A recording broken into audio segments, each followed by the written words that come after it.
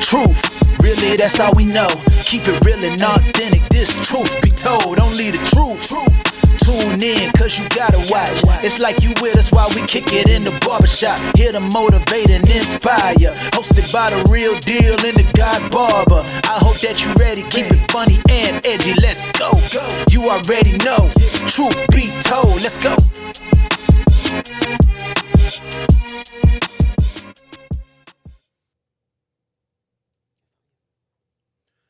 Welcome back to another edition of Troof Be Told. I'm your host, Real Deal, and I got my boy, the God Barber, and also D-Rays in the building for season 21. Hey, man, I'm just, you know what, right now you may see your boy with my collar a little popped. I'm still popping my collar, Green. Yeah, I'm still popping it, you know what I'm saying? I was wondering why his collar was up, hey, but I figured it was a reason. I'm still popping my collar Pop because your collar then. you put me in the Hall of Fame, baby. I'm Okay. still living on cloud nine, you know what I'm saying? Yeah, you in there now. You put me in the I put you in goddamn the Hall of Fame. You know what I'm saying? Well, for real, I'm gonna Well, I'm in there now, Green. You can't tell me nothing, bro. Real, you came out in '95, right? Yeah. Was y'all wearing y'all collars up then? I know back in that day, I think we're coming out of that. You know what I'm saying? Yeah. We're coming out of that phrase. Back in the 80s, boy, I had the remember back collars in up. elementary school, I got a picture with my collar popped. Yeah. That's how I know it was in at one point. Yeah. But in 2025, I'm popping Popping it again. Okay. You know All what I'm right. Hey, all right.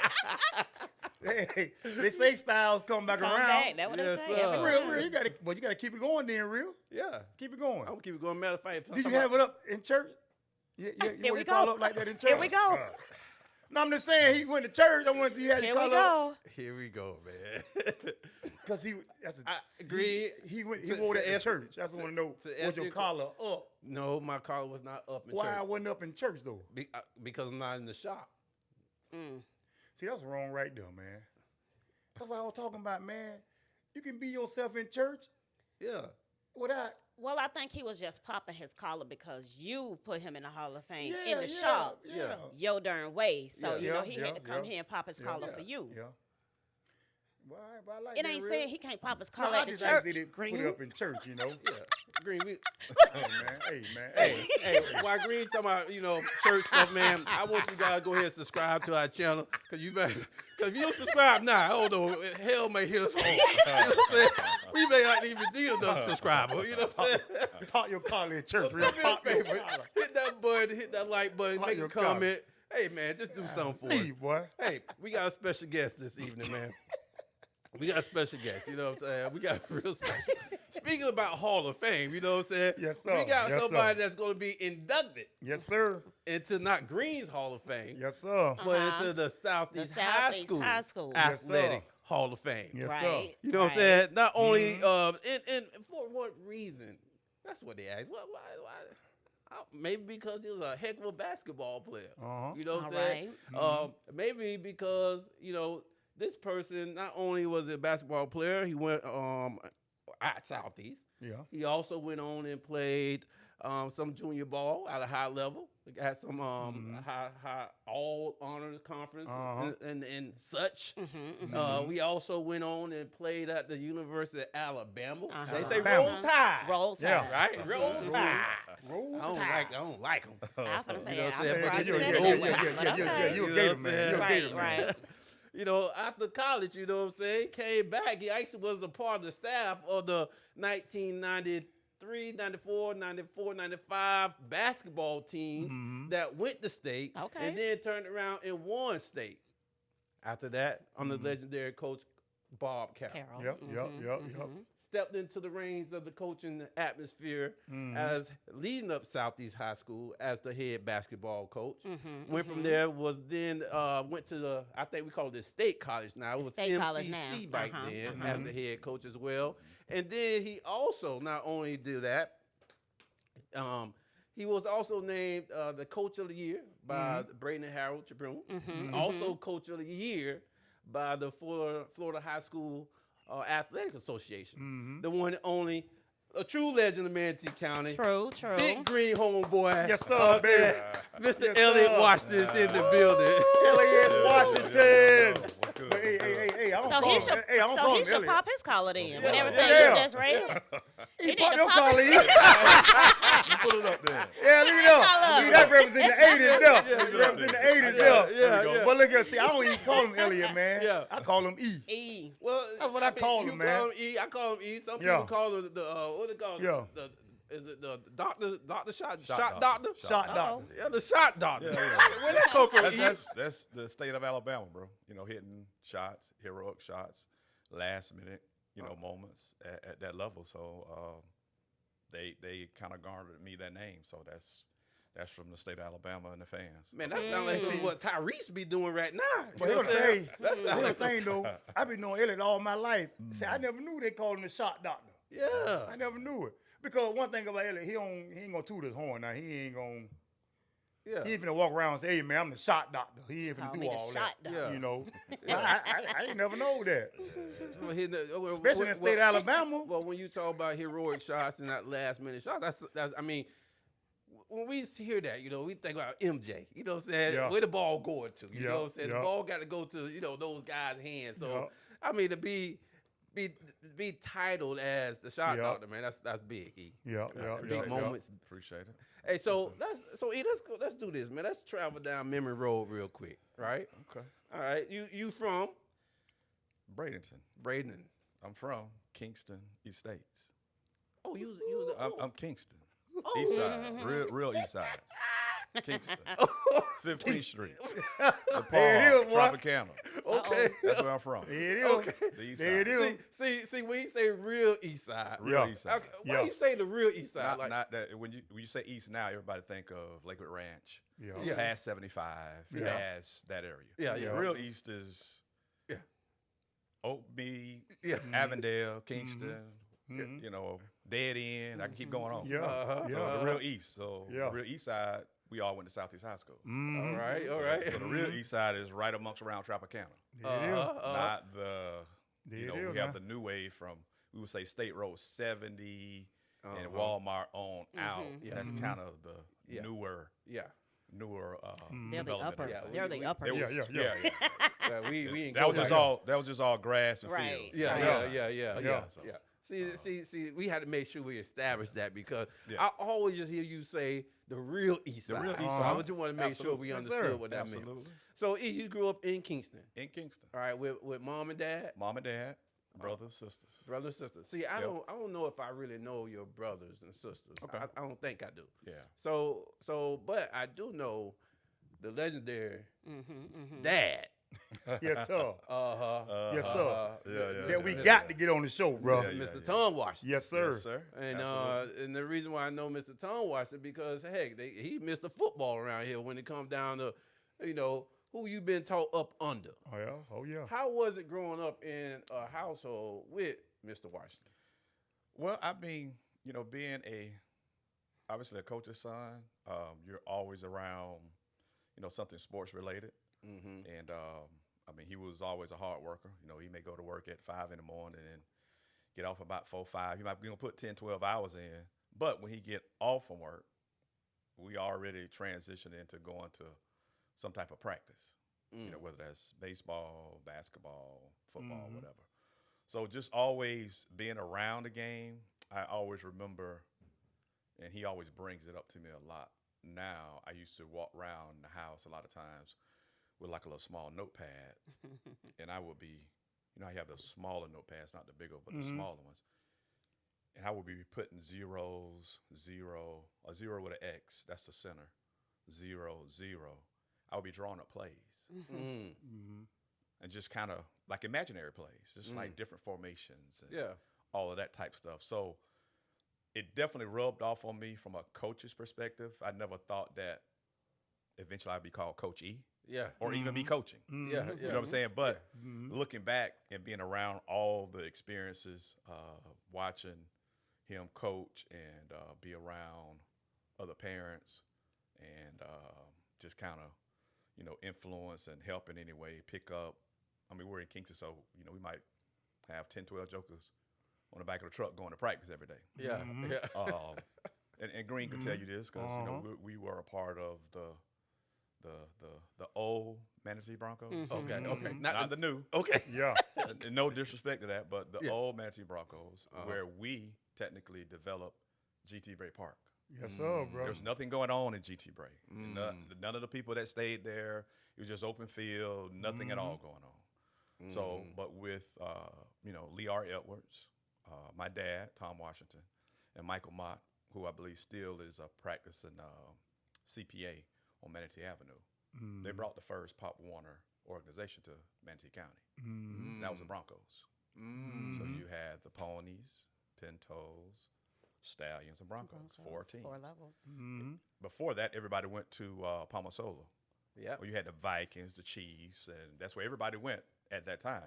So the first traveling organizations, my dad and Lee R. Edwards, Michael Mott, started the organization. Wow, wait. Then we had Kiwanis Club was one of the main Well, sponsors. the Kiwanis Club was the main sponsor. Main Wait, sponsor. okay. So are you telling me that it wasn't a space for Little League football in East Braden? I mean, not space, but there wasn't a team there before the Broncos, or was it A traveling Pop Warner team. traveling? Pop Warner. We played football. Okay. We all played football, but we all went out to Palmetto and Bradenton. We all went out to Palmasola Park. Okay. And everybody from Bradenton and Palmetto played youth football out on 75th Street. Right. I got you. Remember when Got Joe you. Hammond and Got those guys you. had Yeah, that? It was yeah. just the same Right. area, Okay. same spot. Okay. But that's where everybody convened for football locally. Got you. Pop Gotcha. Warner is traveling Yes. and competitive, a little bit more, not that our league was competitive out there, of course. Yeah. But now we're traveling. Yeah. We're going to play Other the Tampa teams. Spartans and the Gotcha. Tampa Eagles and the Yeah, Plant yeah. City Colts and Okay. those guys. Okay. So that was the first traveling team. So you were a football player. I was first level football. I was a starting quarterback. Okay. And starting quarterback by skill, not by Wait now. Hold on. Hey, Hold on. I mean, Hold on. we- Wait hey, now, and wait we- now. That's all he played. What, bro? Wait. I hear what you're trying to say. That was a little jab in there. Yeah, I'm glad. I'm glad. It wasn't no. It was a quarterback by skill and smart. You know, and all of my guys that play with me, they can tell you this. I mean, at the end of the day, like I play quarterback. On defense, I play some free safety as well. Yeah. But I was a starting quarterback from 8 years old. Wow. That first team, Charles Benton, Farron. I mean, I'm naming some names. These are who's who Yes, sir, boy. of Manatee County. Oh yeah. And to be amongst all of those guys and getting a chance to just be organized and, kind of be a leader. Yeah. And dictate. But I had a good example in front of me to watch my dad kind of, go through day-to-day game planning and stuff like that. Just love to do it. Yeah. Watching him see everybody's skill level and evaluate. Been watching and evaluate talent for a long time right now. It's So the interesting thing about that is, I had heard that you played quarterback, and that you were, you played football, but I don't remember you playing football in high school. So did you play football in high school? And if you did or you didn't, like, when did this basketball kind of take over? Well, I always loved to play basketball, even in elementary school. Favorite time of the year for me, Ike Mercer, Dwight Roberts. We were at Manatee Elementary, and Miss Barillo was our PE teacher. And whenever we had basketball, like, we would just go crazy to play basketball because we didn't get a chance to do it enough. And if back then, they didn't always have the goals up. They'll take the goals out and put them away, and then you got another sport that you're going to do for the next week or two. Whenever we played basketball, I always loved to play. But I never got a chance to play on a team until I got to high school. I didn't go to the Boys and Girls Club. Like Green and those guys, they went to Boys and Girls Club. I didn't go to Boys and Girls Club during the summertime. So my first basketball team that I was able to play on was my freshman year at Southeast High School, and Howard Eberly was my head coach. On JV or freshman? Freshman. I played freshman my freshman year. But I always loved basketball, but obviously football was what I did. So once I got an opportunity to play basketball in high school, I mean, everybody thought, like, and Green can attest to this, when I got to high school, now, we played at Southeast. Right. Right. Every Saturday. So Right. we my brother was, captain of the defense of the Bushwhackers, Tom Washington, linebacker. So, I mean, we born and bred, Southeast High School. That's all we going to know at the end of the day. But, I mean, when I got an opportunity to just play basketball, everybody's like, man, what? Why you ain't playing that? Like, what? Bro, you come on. You ain't going to be the quarterback? Like, that, I mean, once I got a chance to play basketball and nobody could understand it, I probably still can't understand it, because if I would have played quarterback coming in my freshman year at Southeast High School, like, I heard you 88. I heard your 88. I heard your story. Yeah. I heard your story, Jose and those guys. I mean, So no, I ain't gonna speak on it here, but if I would have played quarterback coming in ninth grade, I clearly. I said, Jose, Clearly. you wouldn't have been the quarterback, Jose. Absolutely. Jose know what to Jose. No. I just see Jose too. So wait, okay. All right. Come on now. All right. Jose. All right, I hear you, but I'm still kind of stuck on how like, what made you just say, no, I'm not gonna do football? I mean, that's highly unlikely from us from the east side playing football like that. You Yeah. starting quarterback, 8 up, and then all of a Right. sudden you get into high school. I know your brother played linebacker. Correct. I know it was something, but boy, I can't wait to get to Southeast to play some ball. And then all of a sudden, you don't play football. Right. And his dad been a football coach. That's all we know him as. Right. And being to say that, like, me and my dad never had a conversation about, hey, why you not playing football at Southeast High School? Like, we've never had like a discussion. Yeah, except if I wanted to play football, if I just want to play basketball, whatever you want to do, he let me make that decision. And, I love the game. And once I got a chance to do it from a standpoint of full time, I'm sure everybody thought I was crazy. Yeah. I'm sure everybody's like, yo, bro, like, you tripping? You ain't nobody going to school to play basketball from Southeast High School. Yeah. Like, what is you doing? Like, Wow. I mean, but I mean, anybody that know me, I'm like, I ain't gonna say I dance to my own beat, but I'm not a follower. I'm a leader. Yeah. And I move however I need to move. Right. And I don't have to have, like, validation and confirmation from people to make a certain decision. That's big. You get what I'm saying? And No, that was that's- something early that, listen. I mean, and if that was the case, I would have been playing football. Yeah. And I truly didn't want to be out there if I wanted to just say, hey, I want to focus on basketball. We got, Benson camp coming up. I can go all in on basketball. Yeah. So my love for the game, I poured into that sport. Yeah. Because I love to do it. Yeah. Now, mind you, I didn't get a chance to get many reps at all playing it full time coming up because I didn't play on the Boys and Girls Club team. Yeah. Now, I've heard they might have had teams inside the Boys and Girls Club where they had basketball teams. Yeah. I never played on an organized basketball team to ninth grade Howard Eberly, where we used to run from Southeast High School to Bradenton to Middle. Middle. We used to run out the back Sir. gate, out the back gate, and run right down That railroad around track. the railroad tracks to Bradenton Middle, now Pal. Look at real looking. Look, What you mean? Yeah, we Well, that was all conditioning? the time. That was conditioning? After what school. you, We used to run down that railroad track from Southeast to Bradenton Middle to Bradenton Middle for practice. for Freshman. practice. Yeah. wait. Wait, are you saying you was at Southeast High School? Well, y'all at Bradenton Middle running to? No, running from Southeast. We was at Southeast High School, Running to and Bradenton. freshman practice was at Bradenton Middle, and we used to run after school from Southeast High School down the railroad tracks. You know where the tracks are? It's still the same spot. They We ain't run moving. right down past Noreen's Deli, all that. I got a witness. I have a witness here. Look at real. See Yeah. real. Yeah. Hey, hey, but real, I'm gonna tell you something real. crazy, bro. Real. I'm gonna tell you something. I can see.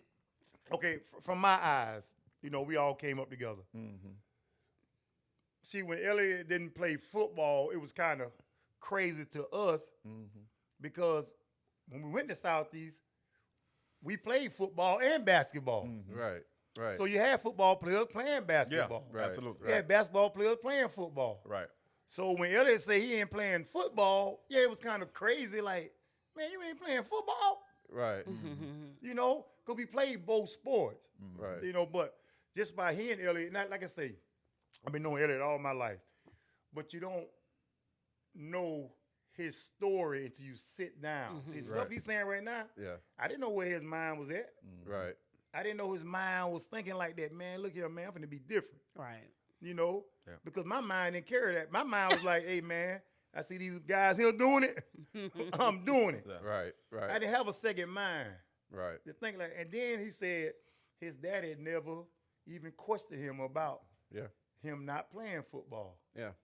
See, I came up single parent home.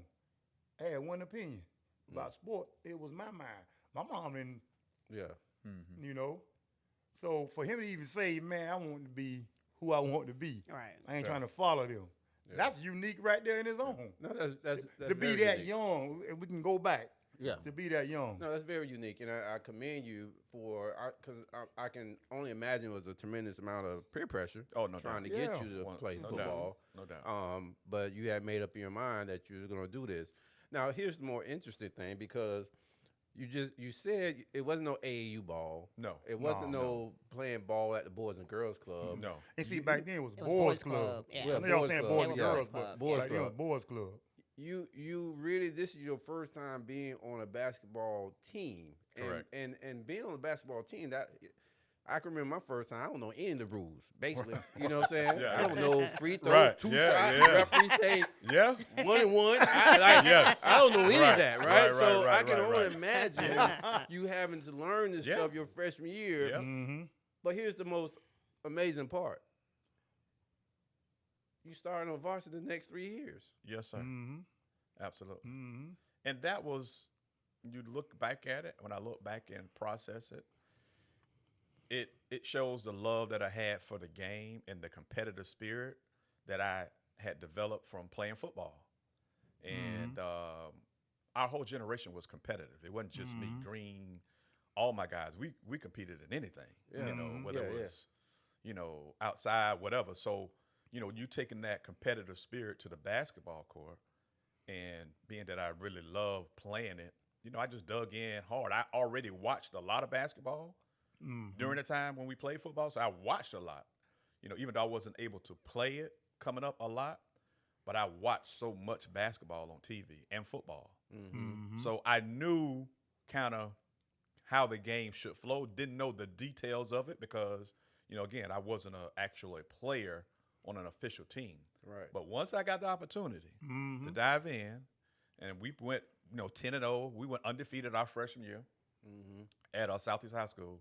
Then my sophomore year, you had the summer camp. Oh, it was. I didn't care who was, you know, junior, senior, whatever. Like, I'm out here to compete and play. I'm trying to get on the floor. I'm just trying to play. And we, you know, it was always during that time team basketball. There's no such thing as like individual things, and Green could attest to this. When we played basketball, we played 5-on-5. It wasn't training. It wasn't individual like it is a cesspool right now in this generation. I can speak on that later. Yeah. But everything was team.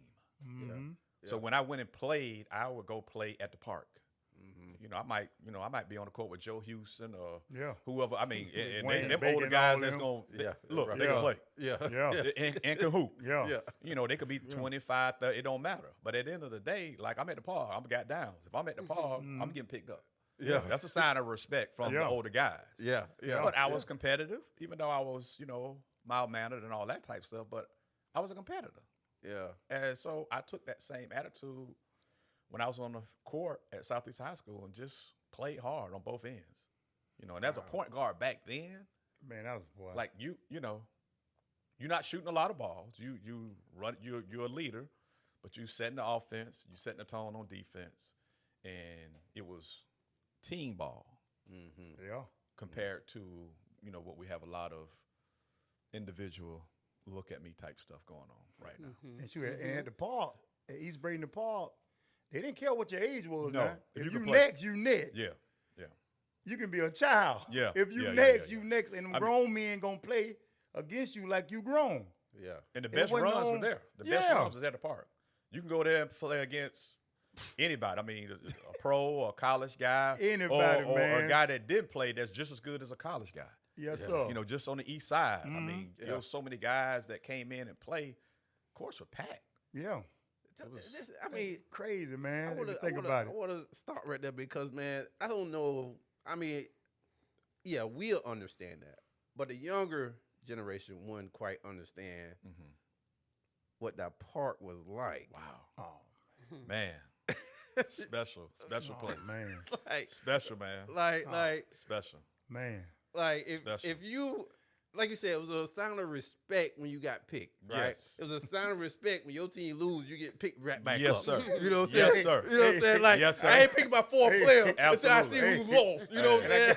I got. I'm gonna let Elliot go, but I got something to say. You know what I'm saying? Like, about that park too. Like- go ahead. like- Let Elliot talk. that park, I would say, okay, you didn't have AAU, you didn't have the No. Boys Club, but you had that park I had that part. that really helped you grow in 1 year to become a starter on a varsity level as a sophomore. Yes. Like, talk to me a little bit more about the park. Wow, man, the park is legendary. It's still there now. It's all made up and prettied right now. Yeah, yeah. You know, we look got all the good, bells boy. and whistles over there. Oh, it look at this good. point. You know what I'm saying? But the park, you know, you got it's the same court. They've obviously redone everything, but I mean, man, it was the mecca of competition.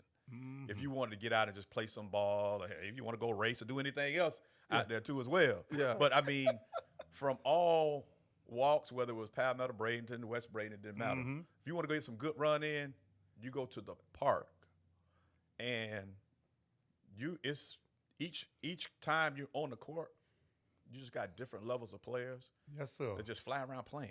Yeah. Athletes, Yeah. older guys that's played in college and Yes, back. sir, boy. You don't know who you're gonna face at Right. the park. Right. But that helped all that played there make adjustments It on wasn't the fly. Yeah. Yeah. It was not anything rehearsed. Whereas like right now, most of our players in this generation, they just train. Yeah. They're in a controlled environment. Yes, sir. Basketball is not a controlled environment. Yeah. No, sir. Okay? Because each time you come down the court or different levels of things that you're working on, I got Joe Houston in front of me right now. He quick, fast. You got to be doing something different compared to working against somebody else. You might have to make that adjustment each time you're on the floor with Joe or anybody else out there playing. Yeah. But it helped you understand and grow and be creative. You know what I'm saying? Yeah. Now everything is very rehearsed. Yeah. You know, we got cones and we got, the in and out, cross. You know, there's not a lot of creativity. Yeah. Cats blowing And whistle. Got the whistle out there, all So, that. 5-on-5, you call your own fouls. You ain't calling fouls out there because, Yeah. it's contact. Yeah. But it helped develop us as basketball players. That's And then so by the time when we get a chance to play at Southeast, Oh, yeah. playing in camp, we had Kent Benson camp and some stuff out there, and sometimes open gym. But only time we can get in the gym green during that time is usually like summertime. Yeah. Coach may open like maybe twice a week or something like that. Yeah. It just depends. Yeah. But that's the only time we would play inside a gymnasium. Everything else was outside. Everything for us. else outside. Hey, but here go the Outside. thing. Going back to the part, here go the crazy part. It was 2 goals out there, right? Mm-hmm. But everybody played on 1 goal. One side. Yeah.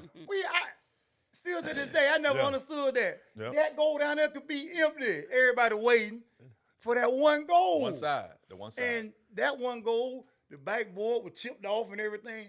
The backboard down there looked good. Everybody, you a man if you play on this goal. Absolutely. You know? Wow. And check this out, Wow. real. And Desiree. Oh, we talking about church and all that. all that. What day we went to the park, E? What day that was? Any day of the week. No, I'm saying what was the main day? Sunday. Well, Sunday. Sunday. Sunday morning. Yeah, Sunday. There wasn't no Sunday school. We ain't go to church.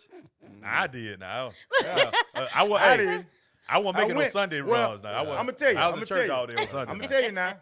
When I was in the project, I went to church, Sunday school and all that there. When I moved to the east side, and we found out they were playing ball on Sunday at the park. Yeah.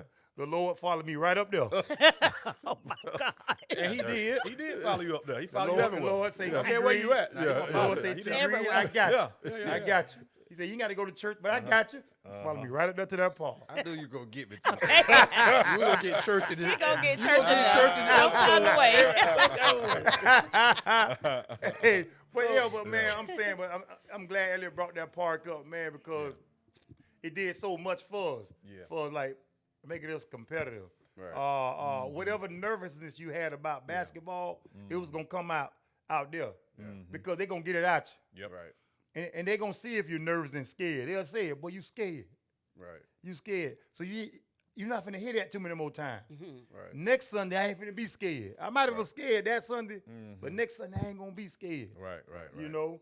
So when Elliot talking about the park, and when he got to high school, the transition was easy.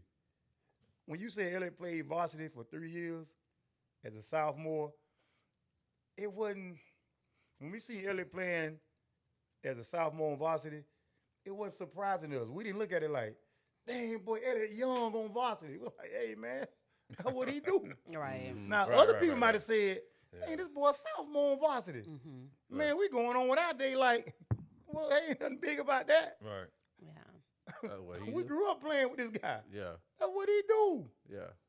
And I ain't saying nothing bad about who was on varsity at the time he played point guard, but hey, man, it was some seniors on that team. Yeah. He went in there and did what he did. Well, to be able to do that,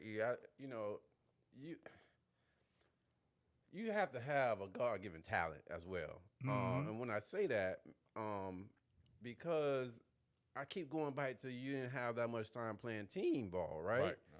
But to be a point guard and all the things that a point guard has to run the play, have a vision before something happens, and all those little things that really makes up a good point guard.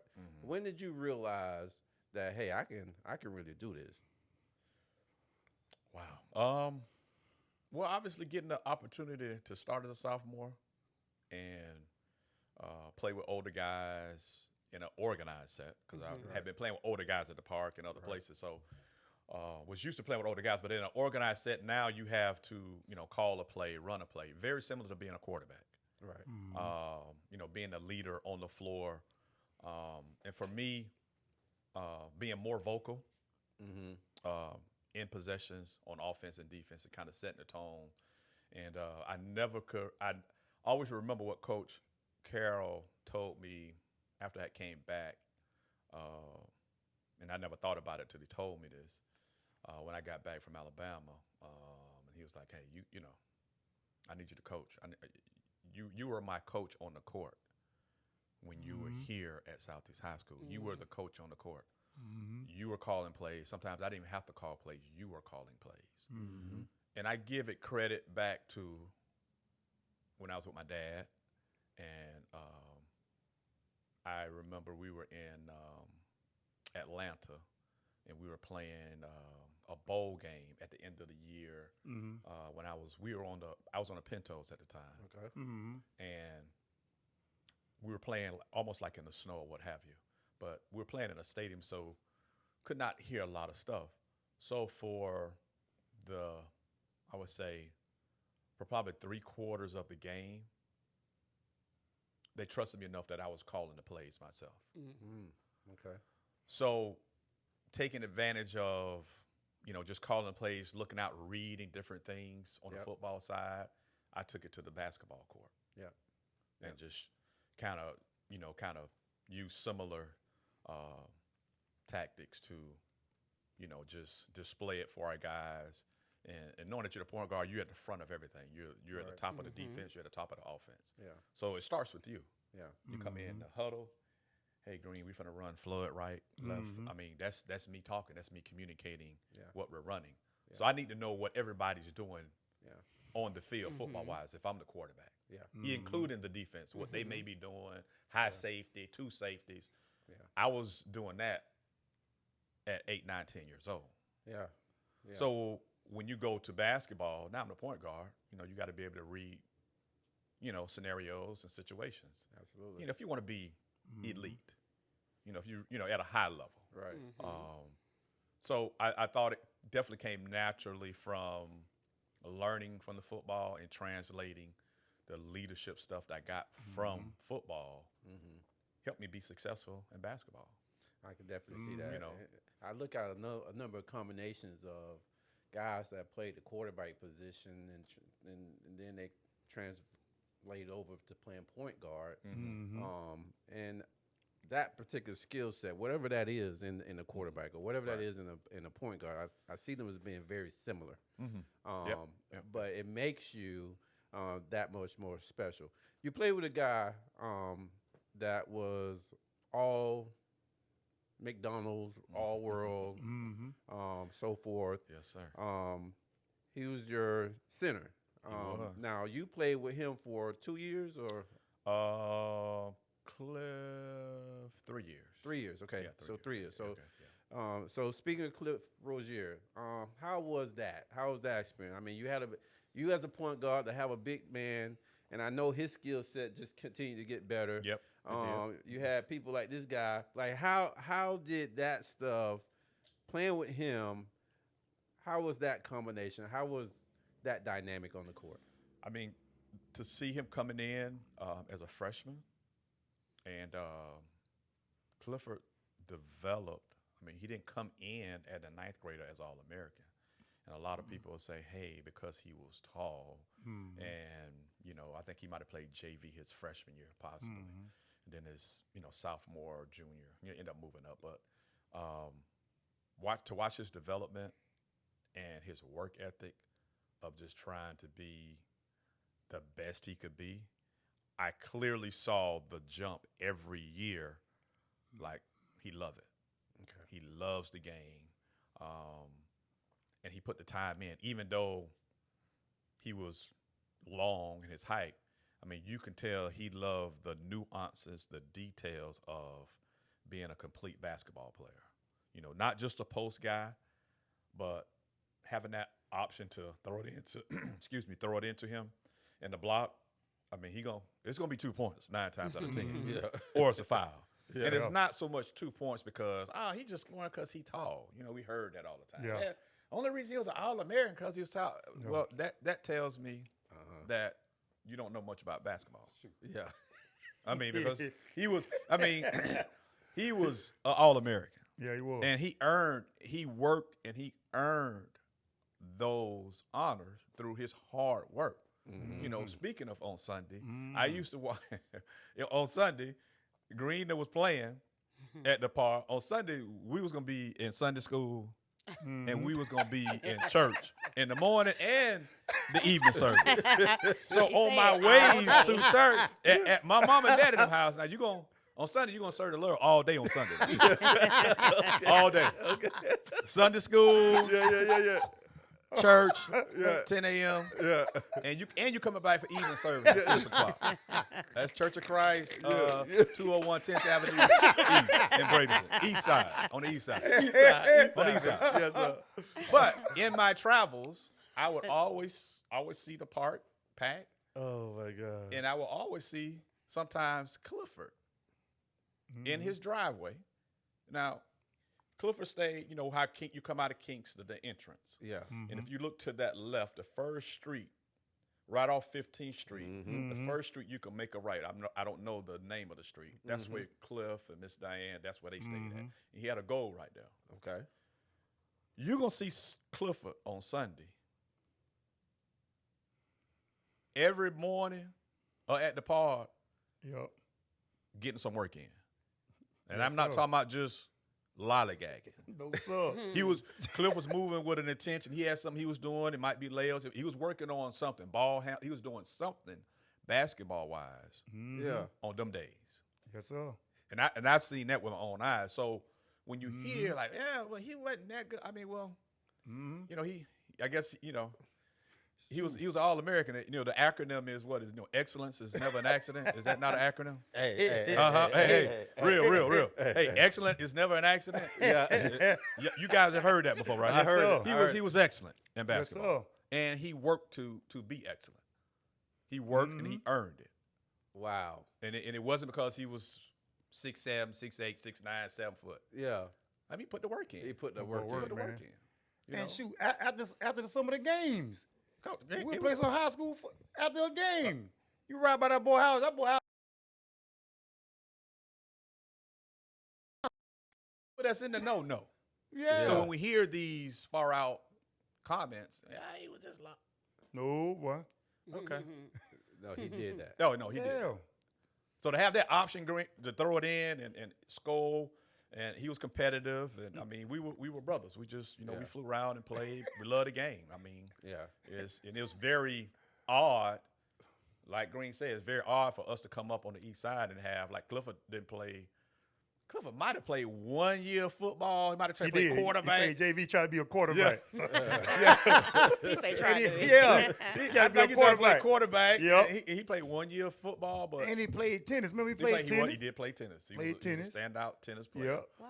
Yeah, he But did. you know, for the most A lot of part, it people was didn't know that, basketball. We locked in on basketball, man. We had a connection, inside-out connection. But along with Green, flying around above the rim, we had a special group. We had some guys. Now, when like Elliot said, now when you throw the ball inside the cliff, he gonna score 2 points because he ain't passing the ball back out. No. So it was 2 options. He gonna score the 2 points or get fouled. He ain't throwing it back out. He ain't so. coming back out now. He go back in. Well, I would like to think maybe that led to you setting records, having No doubt. assist records there at Southeast and stuff like that. Here's the thing, because the team didn't win the ultimate thing as far as high school, which is a state title, and doing your years there. You didn't win that. Right. But, I mean, you talk about some of the battles that you had, right?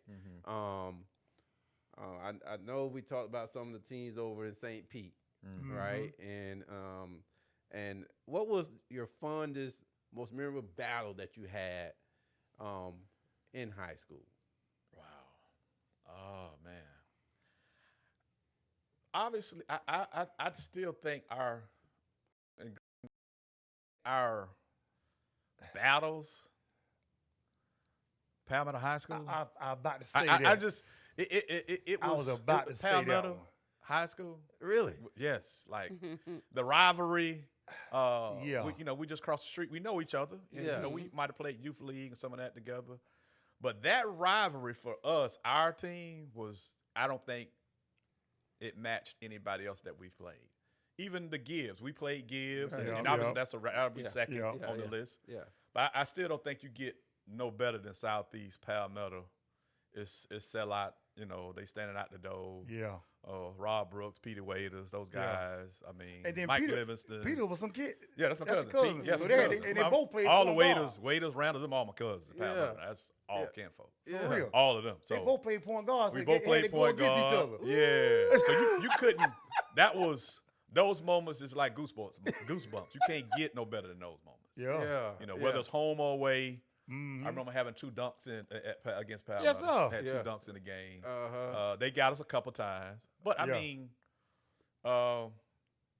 it was that. Those were the best. Those are the best. Those were the best games. And to me, I don't know. Now, was that the first time you dunked in a game against Palmetto? It might have been. What was that, Southeast?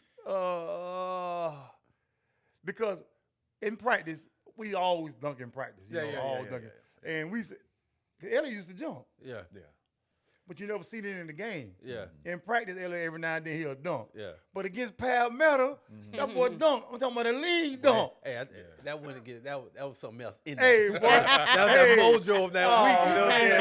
That was something else right there, boy. man. That was a Yeah. talk of the family dinner or something. I don't know what that was. Yeah. I don't know. Man, Yeah, that's man. awesome though, man.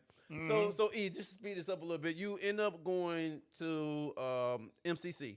Yep. Leaving out of high school. Correct. While you were at MCC, what would you say was a learning curve or anything you got that your skill set kind of picked up on that kind of led you to the University of Alabama? Like, what was that experience at MCC?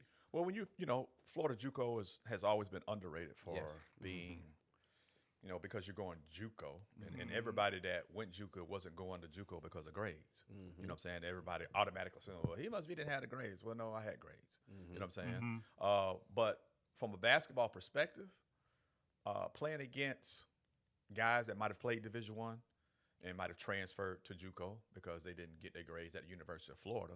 And I'll give you an example of kind of my coming out party for the nation, because people in the state knew who I was. I mean, I played North-South. I was all-state and all that type stuff. So, but I'm playing my first game of the year against Central Florida, and I'm playing against Jose Ramos.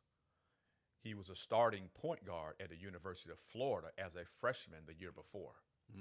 Now, Jose Ramos played at Miami High. Okay. Down in Miami, where they won like 4 state titles.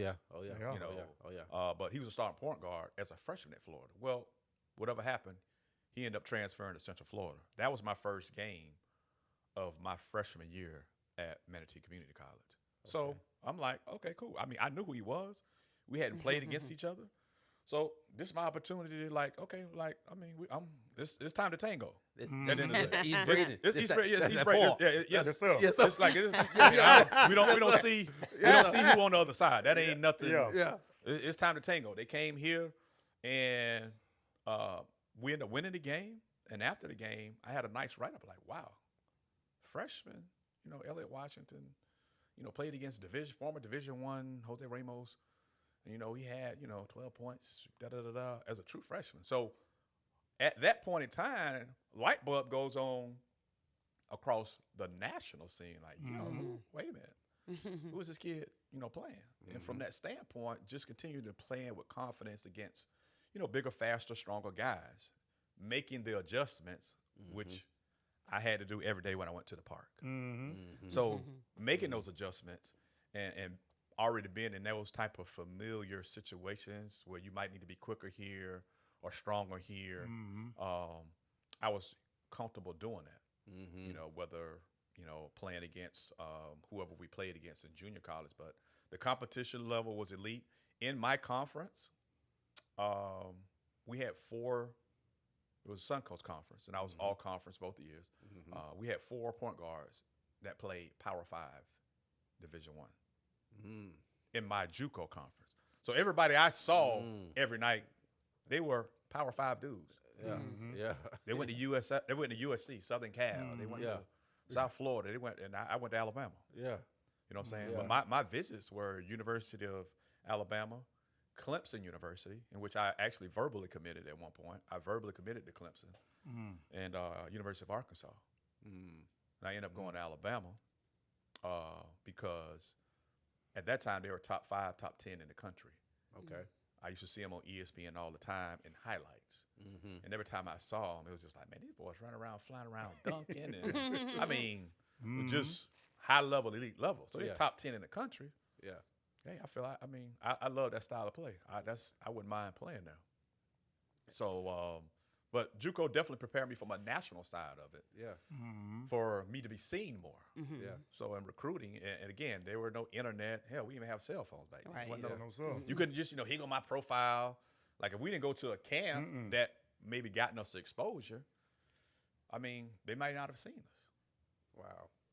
And I know my ideal school, I wanted to go to Georgetown University. Georgetown. John Thompson, yes, sir. Pat Ewing, yes, sir.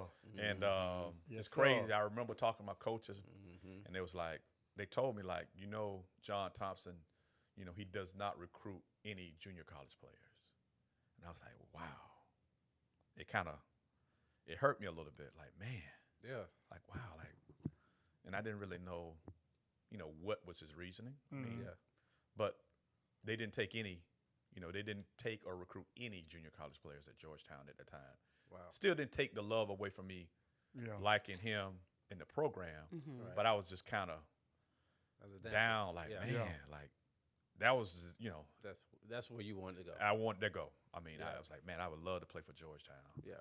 During that time, and but I mean, I didn't let it deter me because I knew I was still getting recruited Division I. Yeah. And that's all we should talk about. We didn't. At Southeast. Yeah, we didn't. Basketball, Georgetown. Yeah. John Thompson. Yeah. Big old tall Thompson with that Right. towel on his shoulder. Yeah. Because to me, I don't know about Elliot eyes. To me, watching Georgetown with John Thompson, that was like the park, organized park. We looked at John Thompson like, man, Yeah. he know us. Yeah. That's who Right. we want to play for him. Yeah. Yeah. But Absolutely. the style he ran Yep. and Yep, his yep, determination and that father figure look that he had, Yes, Yeah. sir.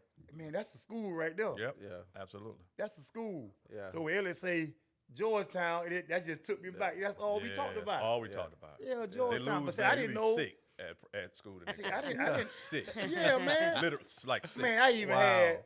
Man, Wow. Georgetown was what it was, navy blue and gray. That Yep. was Navy the blue, color. gray. But I seen some navy blue and gray ponies. Yeah. I said, "Well, I gotta have them shoes." I gotta have them. because they look like the color Yeah. of Georgetown. Absolutely. You know, Absolutely. it look like the color of Georgetown. So, but I didn't know. Like Elliot I just learned something. I didn't know Yeah. they didn't take junior college They players. didn't take, they did not take any junior college players at all. So, Man, that was crazy. So when you were getting recruited by all these schools and you chose to go to Alabama and you liked the style that they were doing, right? I know you were on the team with a couple guys that definitely was running around and jumping and stuff like that. Did you ever feel a little intimidated going into that scene? Wow.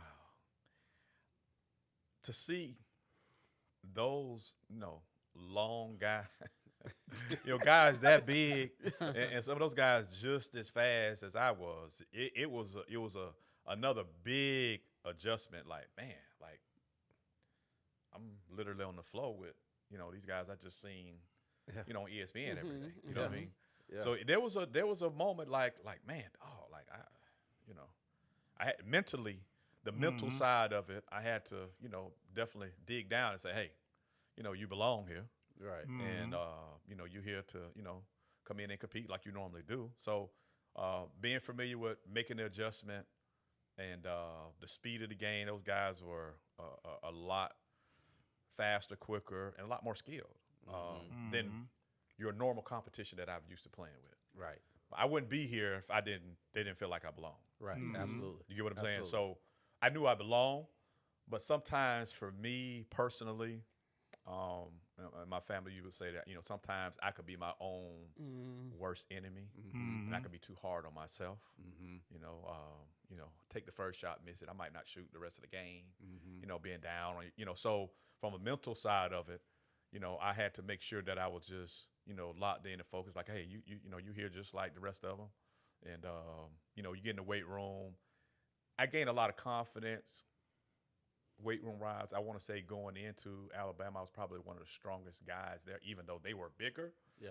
From a weight room standpoint of it, Yeah, having the experience that I had from Southeast, having, 4-period weight training. I think we all might have had that. Yeah. I was really, really gifted in the weight room. So that helped build my confidence along with playing, continues to play. So once I made the adjustment, I was good, just competing. But you're still like, hey, now you're playing and, ESPN every Tuesday and Saturday. So some of your teammates, name some of your teammates on that team. Robert Horry, first-round draft pick. Jason Caffey, first-round draft pick. Roy Rogers, first-round draft pick. Hollywood Robinson, first-round draft pick. Like, I had 5 first-round guys. 5 first-round guys. Like so- 5. Sprewell they go. Latrell Sprewell. That's Latrell the fifth guy. Sprewell too. Latrell Spree. Spree was the first guy I met when I got on campus. Was the first guy I met in the summertime. So, and I said the whole intimidation thing because I wanted to kind of get to this, and you kind of alluded to it a little bit. Maybe it was too hard on yourself. It wasn't like you couldn't score the ball. Correct. You've always was able to get your shot and score the ball. Absolutely. And when you were at University of Alabama, from what I hear, you weren't shooting the ball as much. And I want to know and ask you, was that something that was your coach say, "Hey, you just run the offense"? Was that something where you got down on yourself, like, or you realized, "Hey, I got all these guys, I had to do that"? Like, what happened in that scenario? Well, when you obviously if you make that adjustment and you're coming in, and of course at that specific time, none of those guys are labeled as first round guys. So we don't look at those guys as, okay, I got 5 first round guys with me when we step on campus. Right. You know what I'm saying? Now, they were all SEC, all conference guys. And during that time of basketball, I mean, and I think you guys can attest to this, like, the main thing was, obviously from a point guard standpoint, setting the tone, running the offense, and getting the ball inside to your guys. Getting the ball inside was a premium for most schools that I know of in that era. Yeah. It was that, when was that, Southeast for the most part? We had Clifford. We had absolutely. So you talking about me starting at the point, and then the 2 was James Holloway Robinson, first round guy, Spree, 3. On the other side, first round guy, Jason Caffey, 4, first round guy, Robert Ory, 5. So I had 4 other starters on my team that were legit go-to guys. Now, it's only one ball. It's only one ball. Yeah. Now, I got to run offense, get us in our stuff. We're at the elite level now. We're at the college level. Yeah. Get us in our stuff. Okay. Run through. Ball got to go through 4 different first-round draft pick hands. Yeah. How many times is it going to get kicked That's to what I'm saying. little old me? Yeah. Like, I mean, Yeah. when you do the analysis of it from a real perspective, I mean, I didn't have that many attempts to shoot the basketball.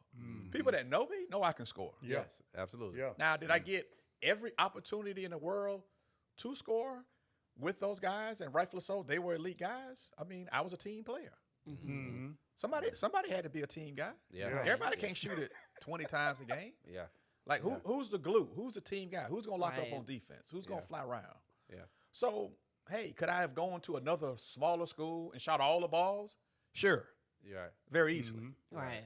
So Right. even in the recruiting process, you know, and real, you can understand this. Sometimes you got to make sure that, if that's what your intentions was, as far as I'm trying to score as many points as I can, you need to be very selective of where you go. Where you go. Yeah. Yeah. Because everybody not allowing Yeah. you just to come in Yeah. and shoot all of the balls because you Right. did it at Palmetto High School. Yeah. Right. Yeah. You did it at Right. Southeast High School. Right. Right. It's just different. You know what I'm saying? Right. So, Absolutely. so when you think about it from that perspective and the way the game was back then, everybody wasn't just launching up 3-point shots back then. right. No, It wasn't no 5 out. What was that? That's not even. That wasn't even Yeah. a term. Yeah. No. It wasn't. It wasn't even a No. 4-out term. It was. Yeah. That wasn't Yeah. even a term. No. 5 out and you just go motion. No. Yeah. Go ball screen and go. Kill him. Kill that. What is that? Kill him. What is that? No, we ain't hit none of that. Yeah, what is, These terms are just being made up. Yeah. Kill him. Yeah. Let me ask some E. It's So, it's crazy. E, so what you think? If you'd have went to Clemson, you think you'd have had more shot attempts?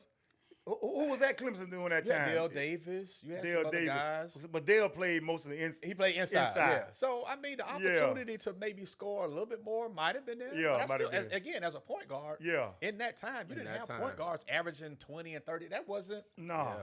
Back then, point guards didn't average that, That many was points. Yeah. No. They just didn't do it. It wasn't that style of play. Yeah.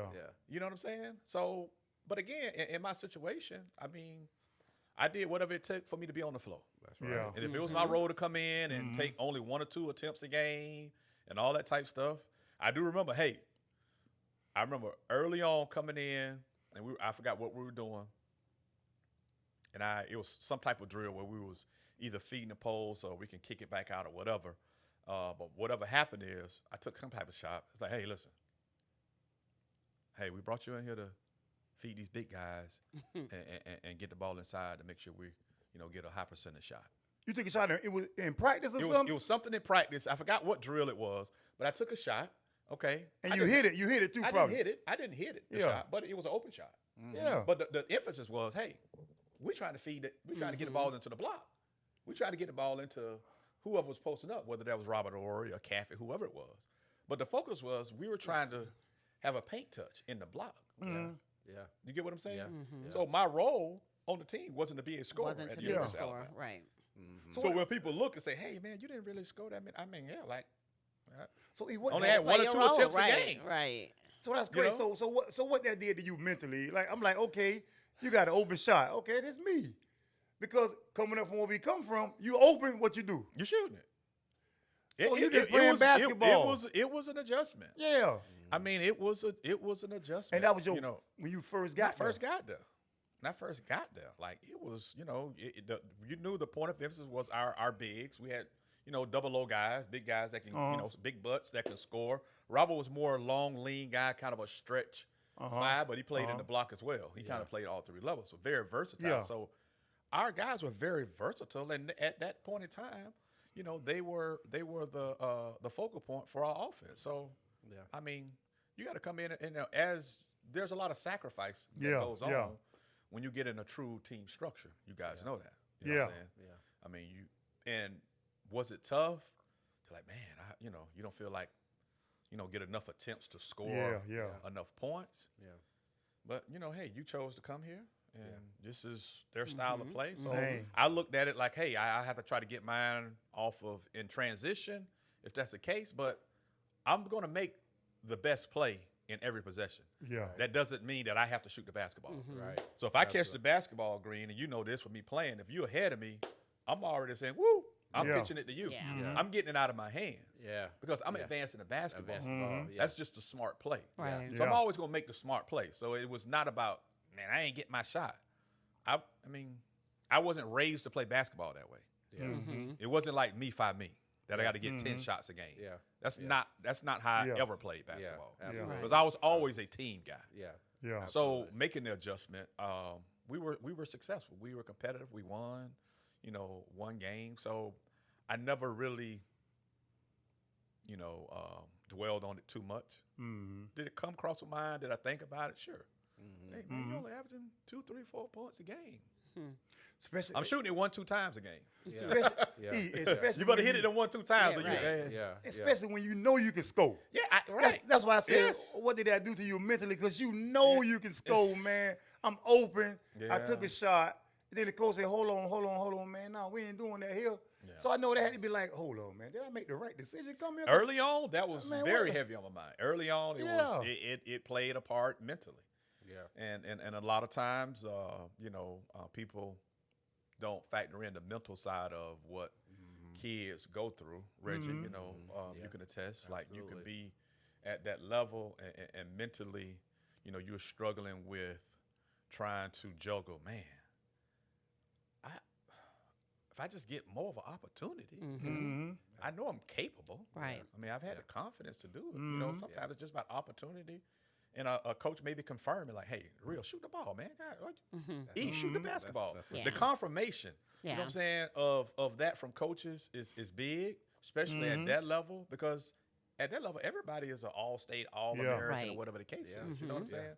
So it was mentally, it was tough on me. And I'm, y'all know me, I'm not outwardly talking all the time like Right. that. So a lot of things are inward thoughts.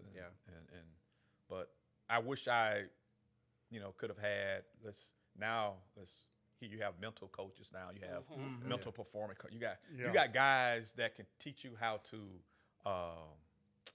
redirect your negative self-talk. Oh yeah. I do it all the time now with my yeah. players. Yeah. You know what I'm saying? Knowing and experiencing it myself. Right. Yeah. Like, hey, no, hey, listen, this is what we need. This is what you need to be telling yourself mentally. You know, you need to have more positive self-talk because, I'm finding out after the fact. I know I was hard on myself. So if I'm hard on myself, I may not. If I missed that first shot, I might not shoot it again. might be I don't it. want to hear nobody mouth.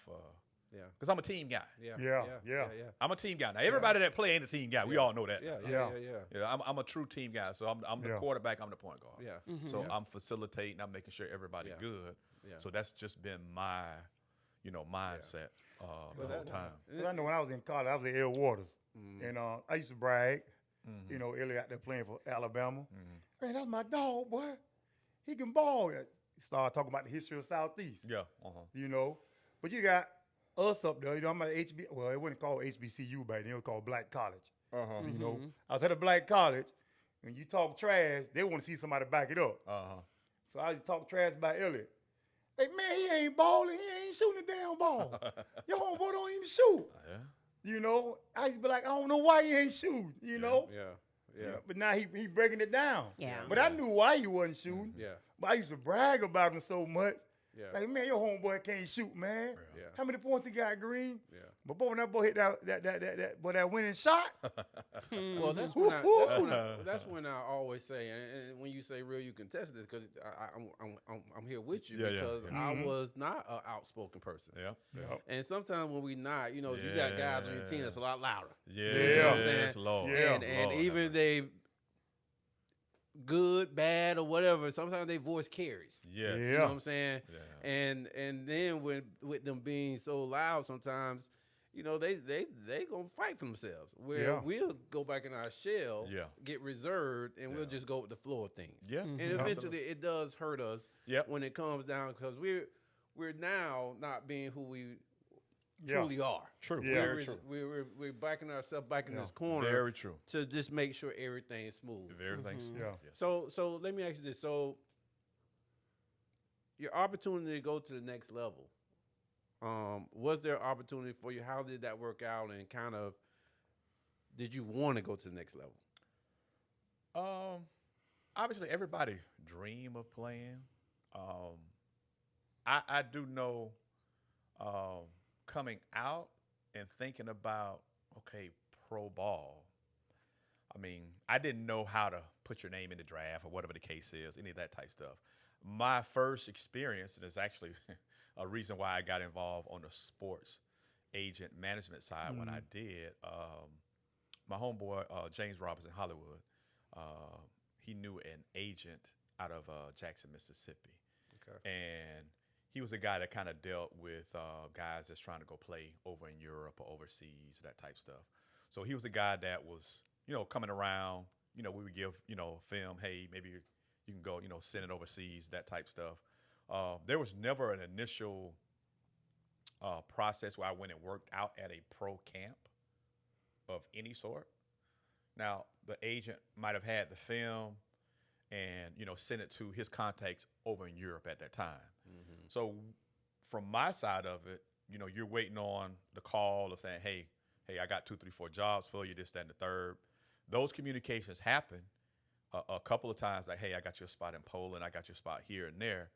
And, as time passed, there was not a follow-up with, hey, go get your plane ticket, go get your passport, go do that. So an initial actual tryout, I didn't try out at any pro team at all. I played elite level, but I didn't go try out.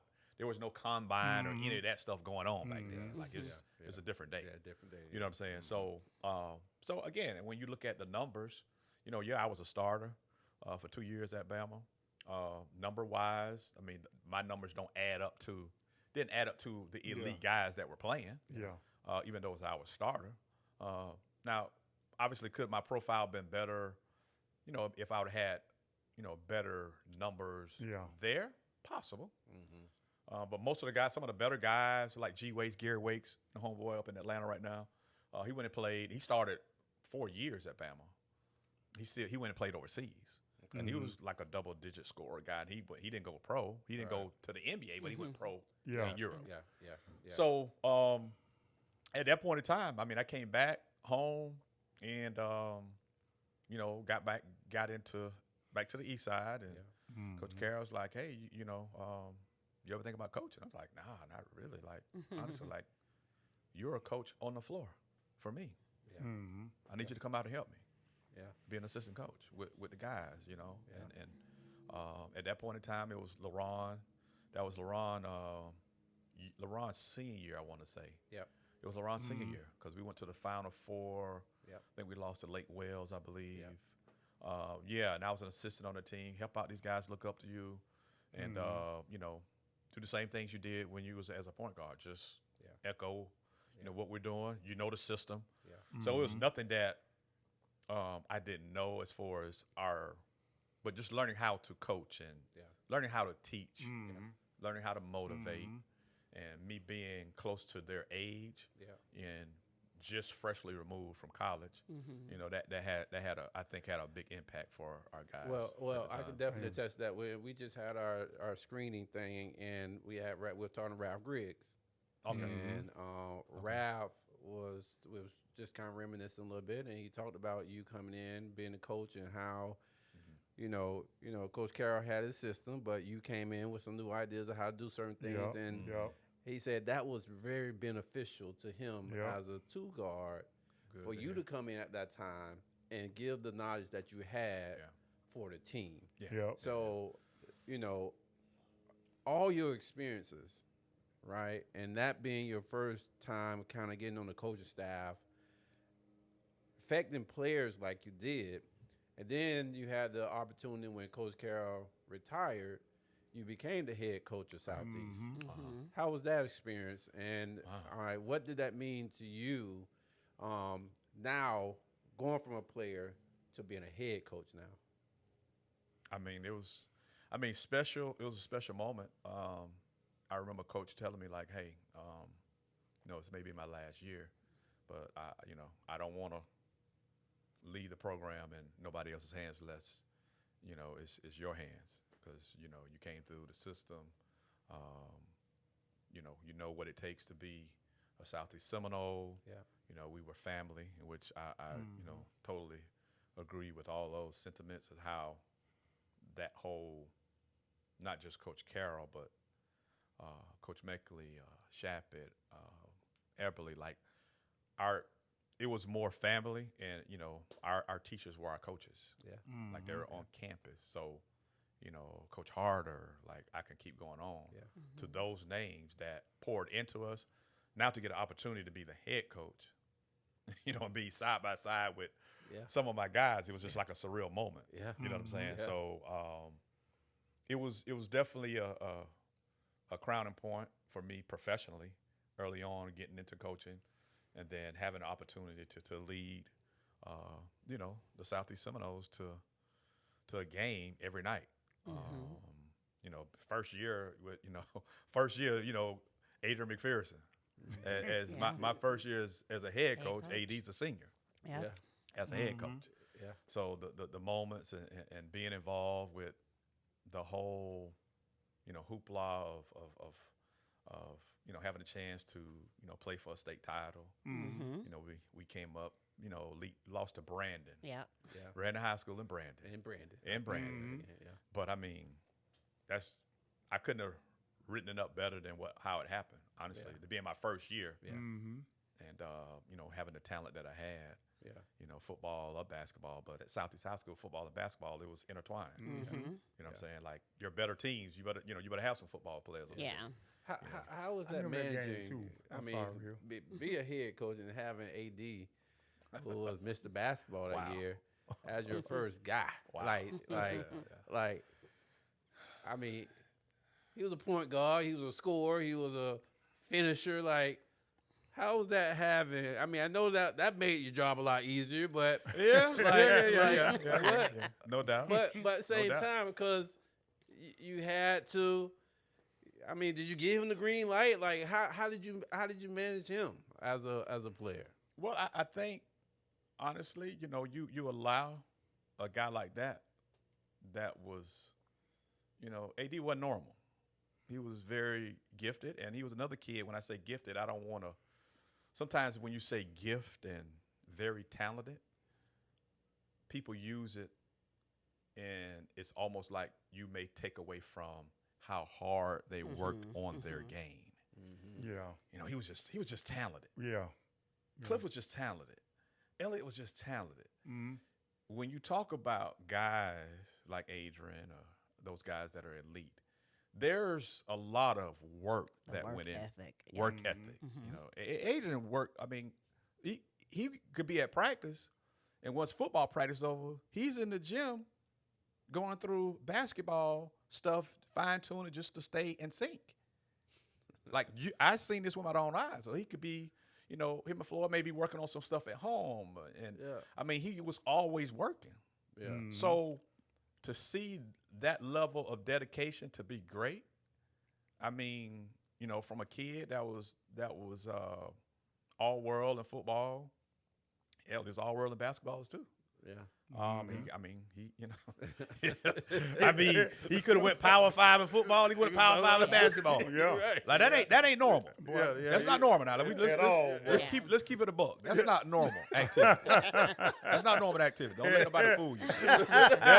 That's not normal activity. Don't let nobody fool you. When you have Power 5 basketball offers and Power 5 football offers, Yeah, that ain't normal. that's not normal.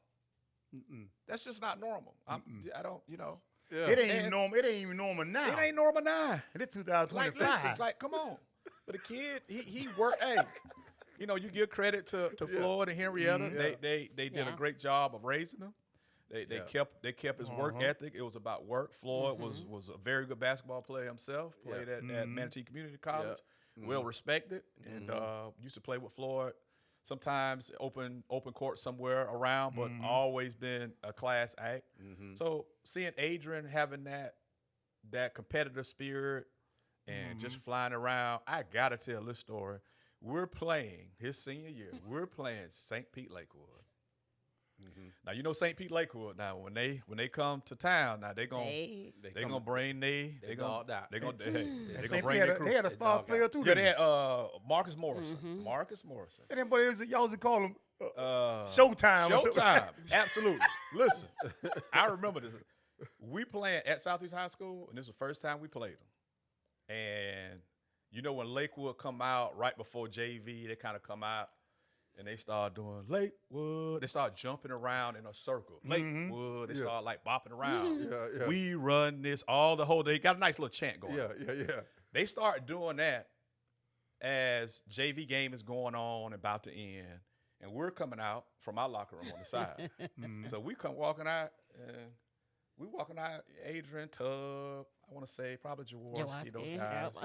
And Adrian looked like, Coach, man, what they doing over there? Like, oh, that's what we doing over there. Listen, Adrian himself ran over in the crowd and started jumping around. I was at that game, E. He started jumping around with them. Hey, who y'all best guy? Oh, I'm guarding you. I'm guarding you all game. He was talking to Marcus Morrison. Oh, I'm guarding you all game. And he proceeded to go for 35 plus. And we won the game. Yes, sir. Yeah. Hey, okay. Hey. I was at that game, man. Bruh. Who was in the stand? We see AD run Desiree over could there. attest to it. She was there. He I went was and at the jumped table. He went Yeah. and jumped in the crowd while they were circling around. We run this. They balling. Yeah. Adrian went right in that circle, jumping around with him. Oh yeah, yeah. Oh, I'm guarding you. Warm ups the whole time while we warming up. Yeah. He talking. Yeah, I'm guarding you, bro. Oh, you the best guy? I'm guarding you. What? Hey, it wasn't pretty. It wasn't pretty. It wasn't pretty. That's what. And we got the dub. We got that dub. And we got the dub. In 35. I'm guarding you. In 35 was Yeah, 35 easy. Hey, hold on. See, 35 easy. You see this? You see Straight this? up. You see this? I mean, I don't want to go back. I to our already other know where you're shows. going. I don't want to go back. I don't want to go I'm just back. speaking facts now. I don't want to I go know where back. you going. But why he can't? Why you can't say he I got wanted you. to go? I got you. Yeah. Just by That dude wasn't normal. just by bro. that. wasn't normal. That Wasn't ain't normal, that's not normal, man. That's not normal, bro. Yeah, I went to the game too when y'all played Brandon. Brandon had two twins on the They team had that was twins. good. Yeah, the Graham twins. They were The Graham twins. They ended Them up playing boys later in on the went to the They NBA. played the NBA. Yeah. Two. Yeah. They played the NBA. Yep. Hey, The he Graham- stood his ground Oh, against them. AD stood his ground Yes. now. Yeah. He did. He just Yeah. came up short. But Came up boy, short. Yeah. But boy, Needed it was a a game little now. bit more help. And we had our guys flew around. And we had Adrian. We had a bunch of other football guys. Yeah. You know, they were Division I football guys. Now, this was not they was legit athletes. Yeah. Now Brandon had probably 4 or 5 Division I basketball players. Yeah. Four of those guys played Division I basketball. Yep. Now we might have had 4 or 5 guys played Division I football. Yeah. Right. Now Difference, we athletic, but it's a different.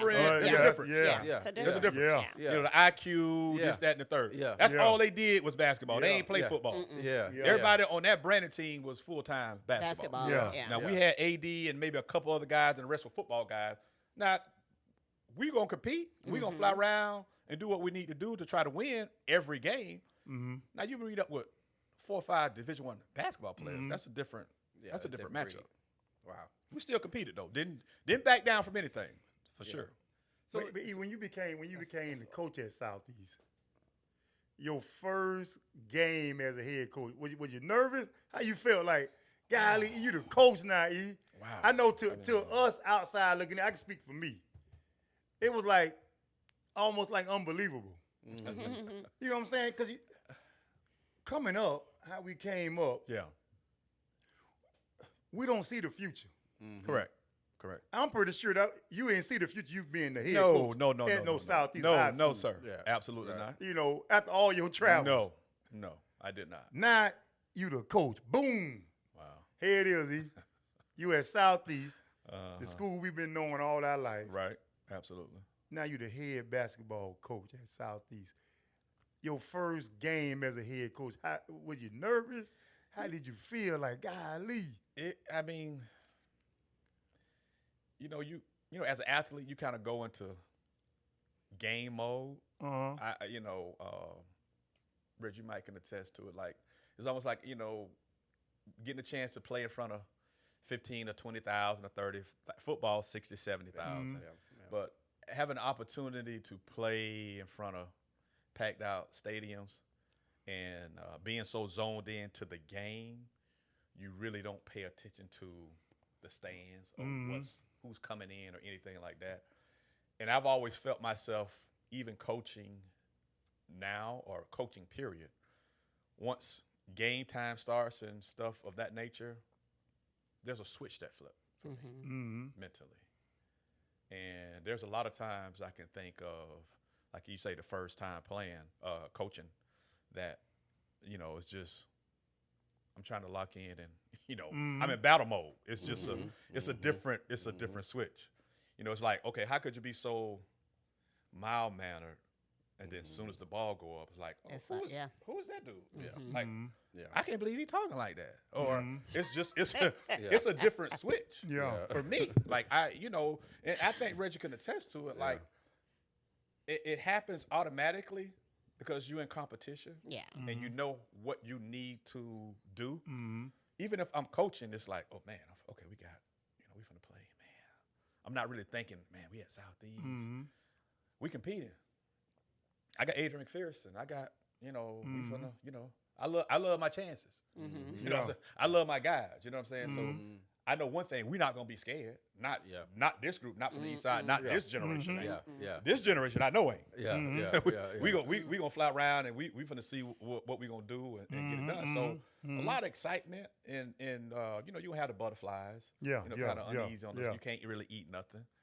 But it's still that competitive mode, like, hey, we ready to tango. Let's go. It's almost like when we pull up we're going to play Gibbs when we playing. Like, I can't really think of a moment when we was at Southeast and we playing anybody. And we like, you might be excited because you're seeing everybody. Yeah. It's a sellout crowd at Gibbs, walking, cameras following you.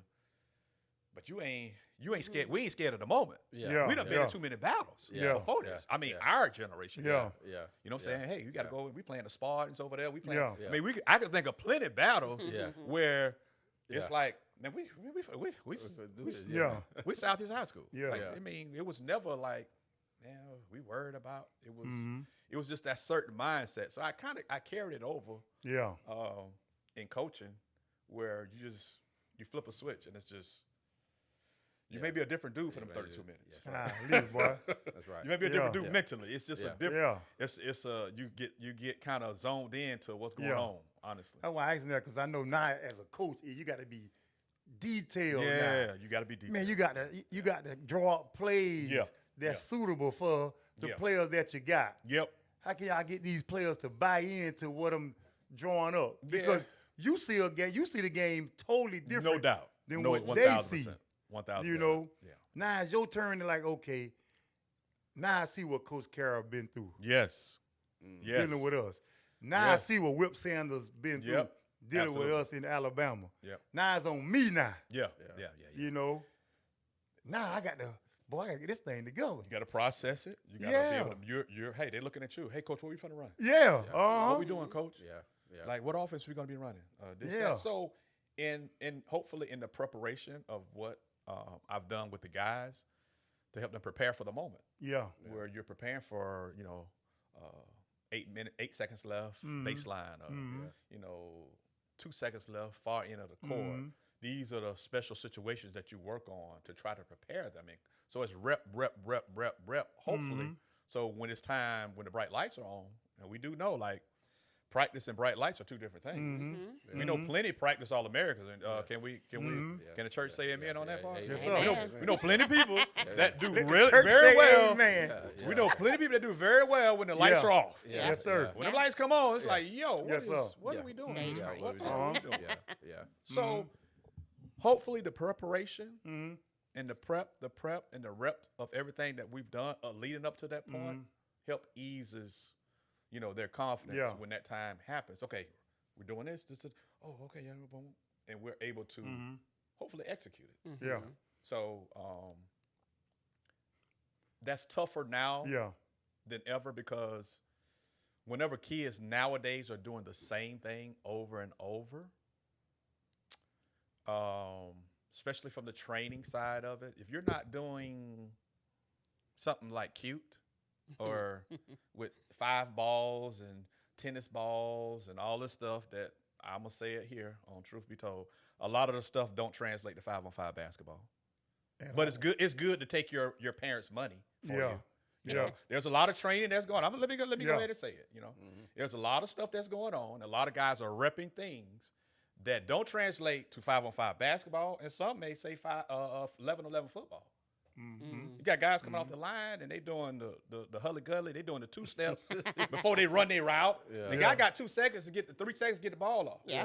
What are we doing? What are you doing? I mean, quarterback earplugs on the other side, and you still dancing out here on the perimeter. Right. Yeah. Basketball, hey, I'm calling motion, and you're in your bag is what they call it now. You're in your bag. You done did 4 dribbles. You haven't gone anywhere, and we're trying to run Oklahoma. What are we doing, Rich? What are we doing? I thought this was a team sport. I thought it was a team game. Hey, I don't mind if guys get their individual on in the right situation. Correct. So this is not me. I allow anybody to know. Anybody that's played for me, I allow guys to play. I let them play their game. You can talk to all of my players that's played. If you can play and you got a little bag, and I let you play. It still need to be in a team structure. Right. And we're still trying to win. You get what I'm saying? You're right. Absolutely. So there's a time and place. But think about this here. The guys that's playing basketball right now, they're doing more training than playing 5-on-5 basketball. Most of their hours are training. So now, how are they comfortable with 9 other guys on the floor? Because they do it, Like all of my hours was 5-on-5. All of my hours. I've never had an individual training session. Never had it ever in life. 5-on-5. Everything I did basketball-wise was 5-on-5. Every single thing. Now, if I was home, I got a goal in the back. I was shooting 5, 4, 3, 2, 1, boom. Go look at Come Fly With Me, Michael Jordan tape. Look at that 3 times a day. Then go try to mimic some of the moves, all that type stuff. I mean, blessing I was able to hit a 5, 4, 3, 2, 1 corner shot. It was a dream come true. Right. And it happened. You know what I'm saying? And that was just reps of what I seen. People wasn't even training individually like that basketball during my time. Right. You know what I'm saying? Right. So now with everything being so individually, it's not a team sport like it used to be. Like it used to be. That's true. It's not team. Everything is individual. He's skilled, man. Well, is he smart? Is he a smart basketball player? Right. He can be skilled. Your son can have all the skills in the world. Does it blend in with his team concept? And what do Coach Washington, who's the assistant coach at State College of Florida, say when I come watch him play, and it just look like he's on an island? He's not blended in with what's going on team wise. You saying go baby go, go baby go, go baby go? Like what is he doing? So again, the object is for the team to win, and your individual skills will show in that concept. I'm not against individual, but there's a time and place for those things to happen. There you go. our kids now, everything is individual, especially basketball. It's individual. Is that hurting? Is that hurting? It's helping, obviously, our basketball guys from a skill standpoint. But what are they saying about the American guys and the European guys right now? Okay. I'll wait. Okay. I'll wait for an answer on that. Okay. What are they saying? What are they saying about the American guys and the European guys? Because in Europe, they don't teach basketball that way. Is that the biggest reason why they say European basketball is catching up? Yes. Yes, that is the biggest reason why. Look at It is. And we European. I'm not saying that everything in Europe, like they just got totally better play. We still got the elite of the elite. Yeah. Yeah. Don't get it twisted. Now we still got very talented guys that can play. But Yeah. when you talking about a team basketball game and structure, look how they play, and look at what we do. So wait, hold on. Hold on. But you know what? Even by Elliot saying this is the first time ever I felt nervous about what I'm about to say. First time ever. Okay, they say the NBA All-Star game this upcoming season is going to be United States against America. What am I saying it right? The world. The world. Yeah. This is the first time I feel nervous about that. You better be. Because when I look at the NBA, the world players, the Giannis's, the Joker, Luka. Doncic, Shea Shea Gilgeous. Gilgeous. Yeah. He ain't from here. Hold on. Hey, you can keep going. All right. The other player that played for Denver. Yeah. Gordon. No, the off guard. You got the Joker and you got your boy Murray. Murray. See, them boys ain't from the United States. Yeah. Now, we do still, we got some good players in the United States, but I feel nervous if they play that game. I can't say, man, that's a guaranteed win for us. Definitely can't say it's a guaranteed win. I used to be able to say that. Yes, no doubt. You know, because I Durant's, I LeBron's, all them boys, they finna go. Yeah. Steph Curry's them, they finna go. Mm-hmm. James Harden, them, they finna go. Yeah. Well, I'm nervous. Well, is it when you talk about the European ball? Is it those little small things like ball handoffs, the right angle of the ball handoff? Yes. The screen and how they screen, and is it those little components of their game? Yes. That is making it tough for, that's making this thing somewhat a little bit equal when it comes down to team ball. Yes, because they are focusing on the fundamentals and the details of every specific situation in that possession. Like you say, the handle, the angle of the screen, the handoff. He's coming off shoulder to shoulder instead of leaving the gap so the guy to come through. It's the small, fine things that they are still focused on. That's very important for them. And they rep it, they rep it, they rep it, they rep it. Okay? Now you compare what we are doing, you know what we are doing. Yeah. You know, we're doing a lot of extra individual stuff. Yeah. And the individual, the ISO, all of those type things. Now, hey, I love our American players. Don't get me wrong. Yeah. And we're still the best player individually, individual playing wise. But we're still talking about team basketball, right? Basketball is a team sport, right? Yeah. Okay, this is not tennis or golf. Am I correct? Yeah. So the better you play as a team, right? Yeah. The better you play as a team. Yeah. And in unison, so you guys are one, the better your chances is to win in that particular contest. And in Europe, they still value team everything. Yeah. Not just some things. Yeah. Everything. Well, you look at Indiana Pacers. How many guys thought the Indiana Pacers would be in the finals this year? Who gonna put their hand up? Yeah. Nobody. Yeah. Now look at how they play. Yeah. Look at how they play. Yeah.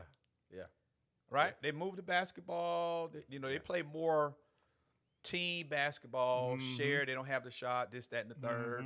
So all I'm saying is, there should be a refocus of team concepts. You can still, again, I'm not saying that you can't do individual things. You should work on individual work. That's not what I'm saying. But there's one thing that every basketball player now in 2025 should be doing. One skill that they should be doing like from morning to night. And that's shooting. Shooting. Because everybody want to shoot the three from the parking lot now. Yep. Right. Yep. They don't even want to be by the line now. Yeah. They want to be by the hash mark. Yeah. And even by the line, you're shooting 25%. Now you want to take it back out to the hash mark and just shoot it long. Yeah. So but how often do you work on shooting? Yeah. So when I have a guy ask me, Coach, what you think I need to work on? And if it's a guy that's been around me a couple times, I'm going to say one word. Everything. Everything. Dribble, pass, shoot. Everything that's involved in basketball. Shooting, dribbling, passing, shooting. Now on the dribbling stuff, be limited, be effective. Less is better. Less is better. Okay? But now the game is spread out on the floor. If you can't shoot, then nobody. I mean, I'm not. Yeah. What am I? You're a guard. I'm not signing you up. You can't shoot now. Like, what am I signing you up for? And everything is 5-out spread. But, and then now, Elliot, now you're getting penalized. Like even in college, if you play 4 years of basketball in college, they say you can't play. Yeah. They want you after 1 year where you still trying to develop. Right. Yeah. That's So true. they're going to punish a kid. They say, I want to stay 4 years so I can get all my development together. No, man. You stay 4 years you want to. Yeah. So now these kids, like Elliot say, now that's all they're going to do now, individual stuff. That's all they see what getting drafted now. Yeah. I was recently talking to a coach, man, and this comment, you've always heard this word, but when he told me this, it just hit a little bit different. And he told me as a head basketball coach, when he scouts a team, he put players in categories. You hear the word triple threat, right? The way he put it, though, like, well, when I scout a person, is he a triple threat, a true triple threat? Pass, shoot, dribble. That's the term. That's what the term triple threat means. But if I just know that he could just dribble, his threat on the court dissipates. Because I know I can play him a certain way. So when I put guys in categories, that triple threat comes back. You need to be a triple threat guy. You need to be a triple threat guy. So when we tell the guys when they catch ideally, when you catch the ball in the perimeter, we want you to be in triple threat position.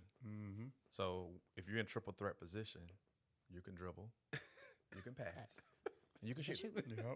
You can't do that if you're facing the other way. So catch it and face up to the basket in triple threat. So you could be a threat 3 different ways.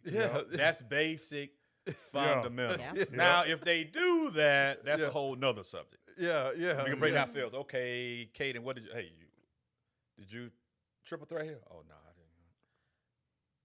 You ain't a threat then. You're not a threat. You're not a threat. How do you get that habit? How do you get habits? How do we get habits? How do you get habits? Any habit? That's what I do. Keep doing it. Keep doing Keep doing it. Repetition. How can you get in the habit of cutting a good fade, Green? Like you got to keep doing it, man.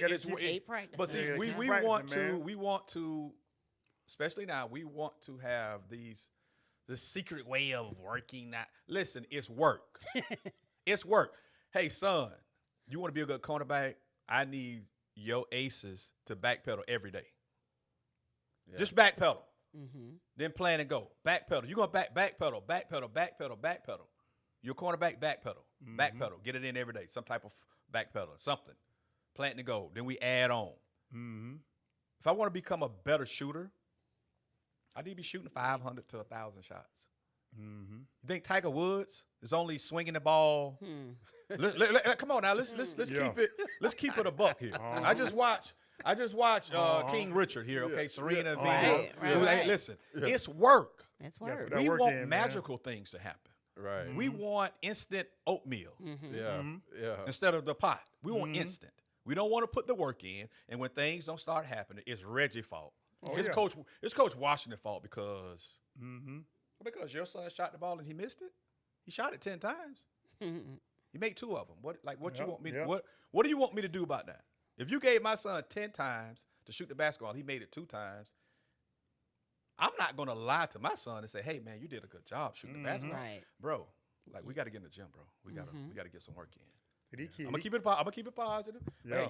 Hey, 2 of 10 ain't like a good number. Right. No. I gotta be. I have to be Gotta real be. with my son. I had to be real. But sometimes being real, You have to be realistic. But sometimes being real be aggravating people. Like No, I don't. The truth hurt. Yeah, the truth. Yeah, yes, sir. You know what I'm saying? Yes. That truth, boy. You be truthful, it hurt, man. But a lot of kids want to be Steph Curry on game day.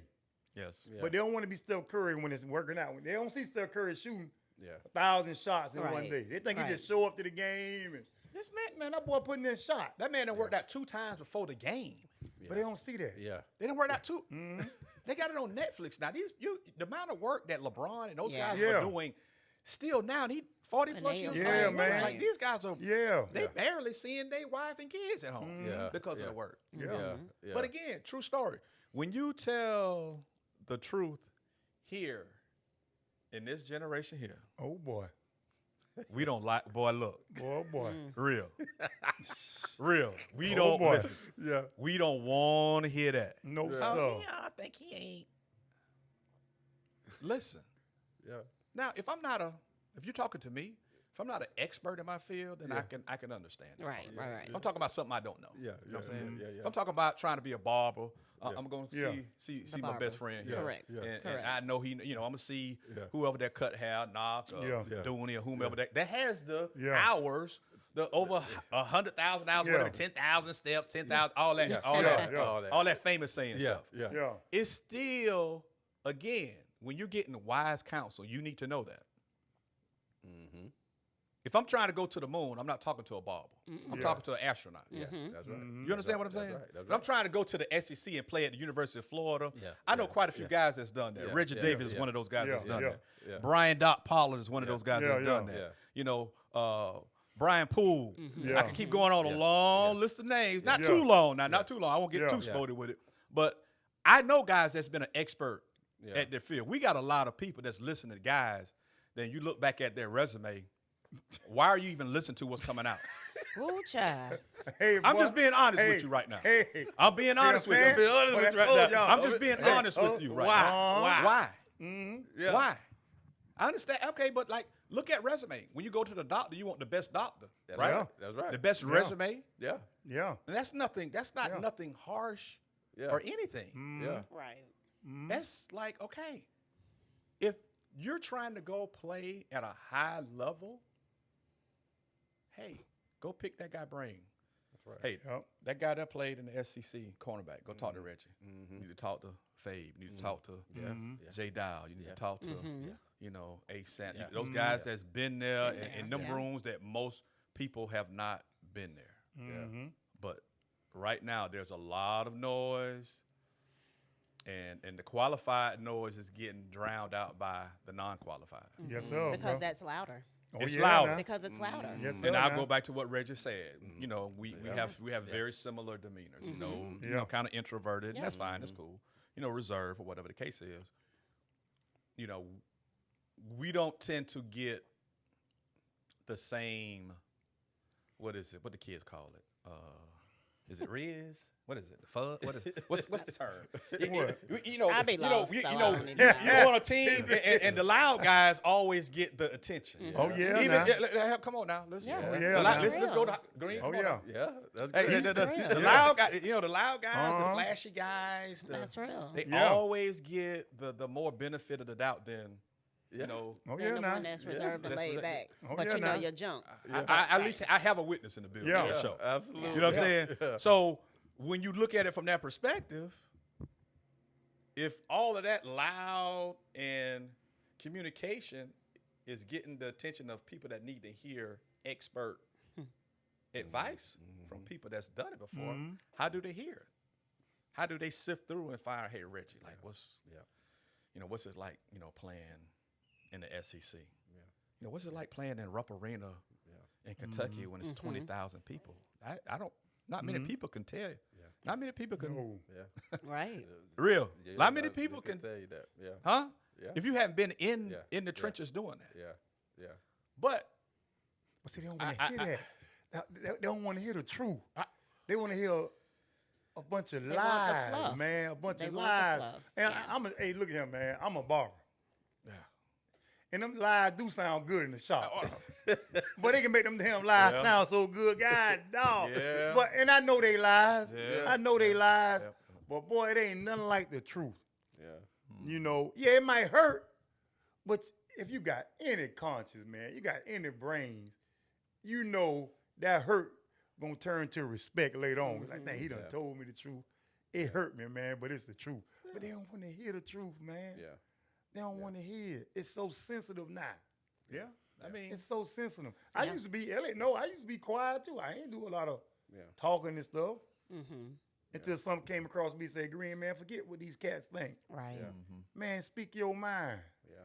You know? and I mean, we're in the business of helping kids and Yeah. helping families. This is nothing about trying to shame anyone. Mm-hmm. Mhm. You know what I'm saying? But I would hope and think that, families and kids would want to hear the truth about Mm-hmm. whatever journey that they're trying to go on. Mm-hmm. And if I have had that experience, and if I had the privilege and been blessed enough to experience it, and I can share it with you Mm-hmm. and your family to help your journey, it should be a positive. Right. Yeah. It Right. should be. If I can help Desiree or whomever, Yeah. and I've done that 90 going north with making phone calls for kids I never coached before. Mm-hmm.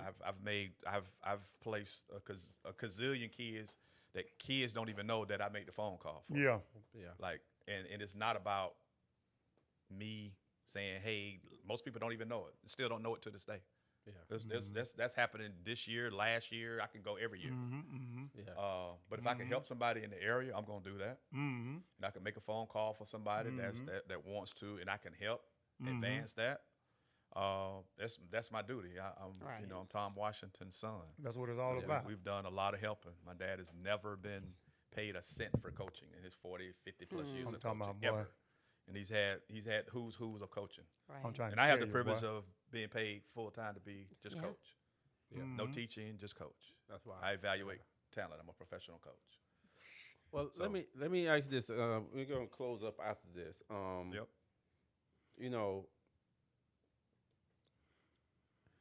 As a coach, and a person that's coached many different athletes,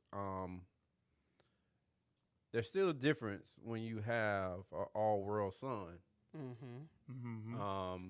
that has gained the attention coming out of high school, that have earned the All-American status, that's playing at a very high level, that's in a position to change the trajectory of his life if he continues on Yeah. the path that he's going. Mm-hmm.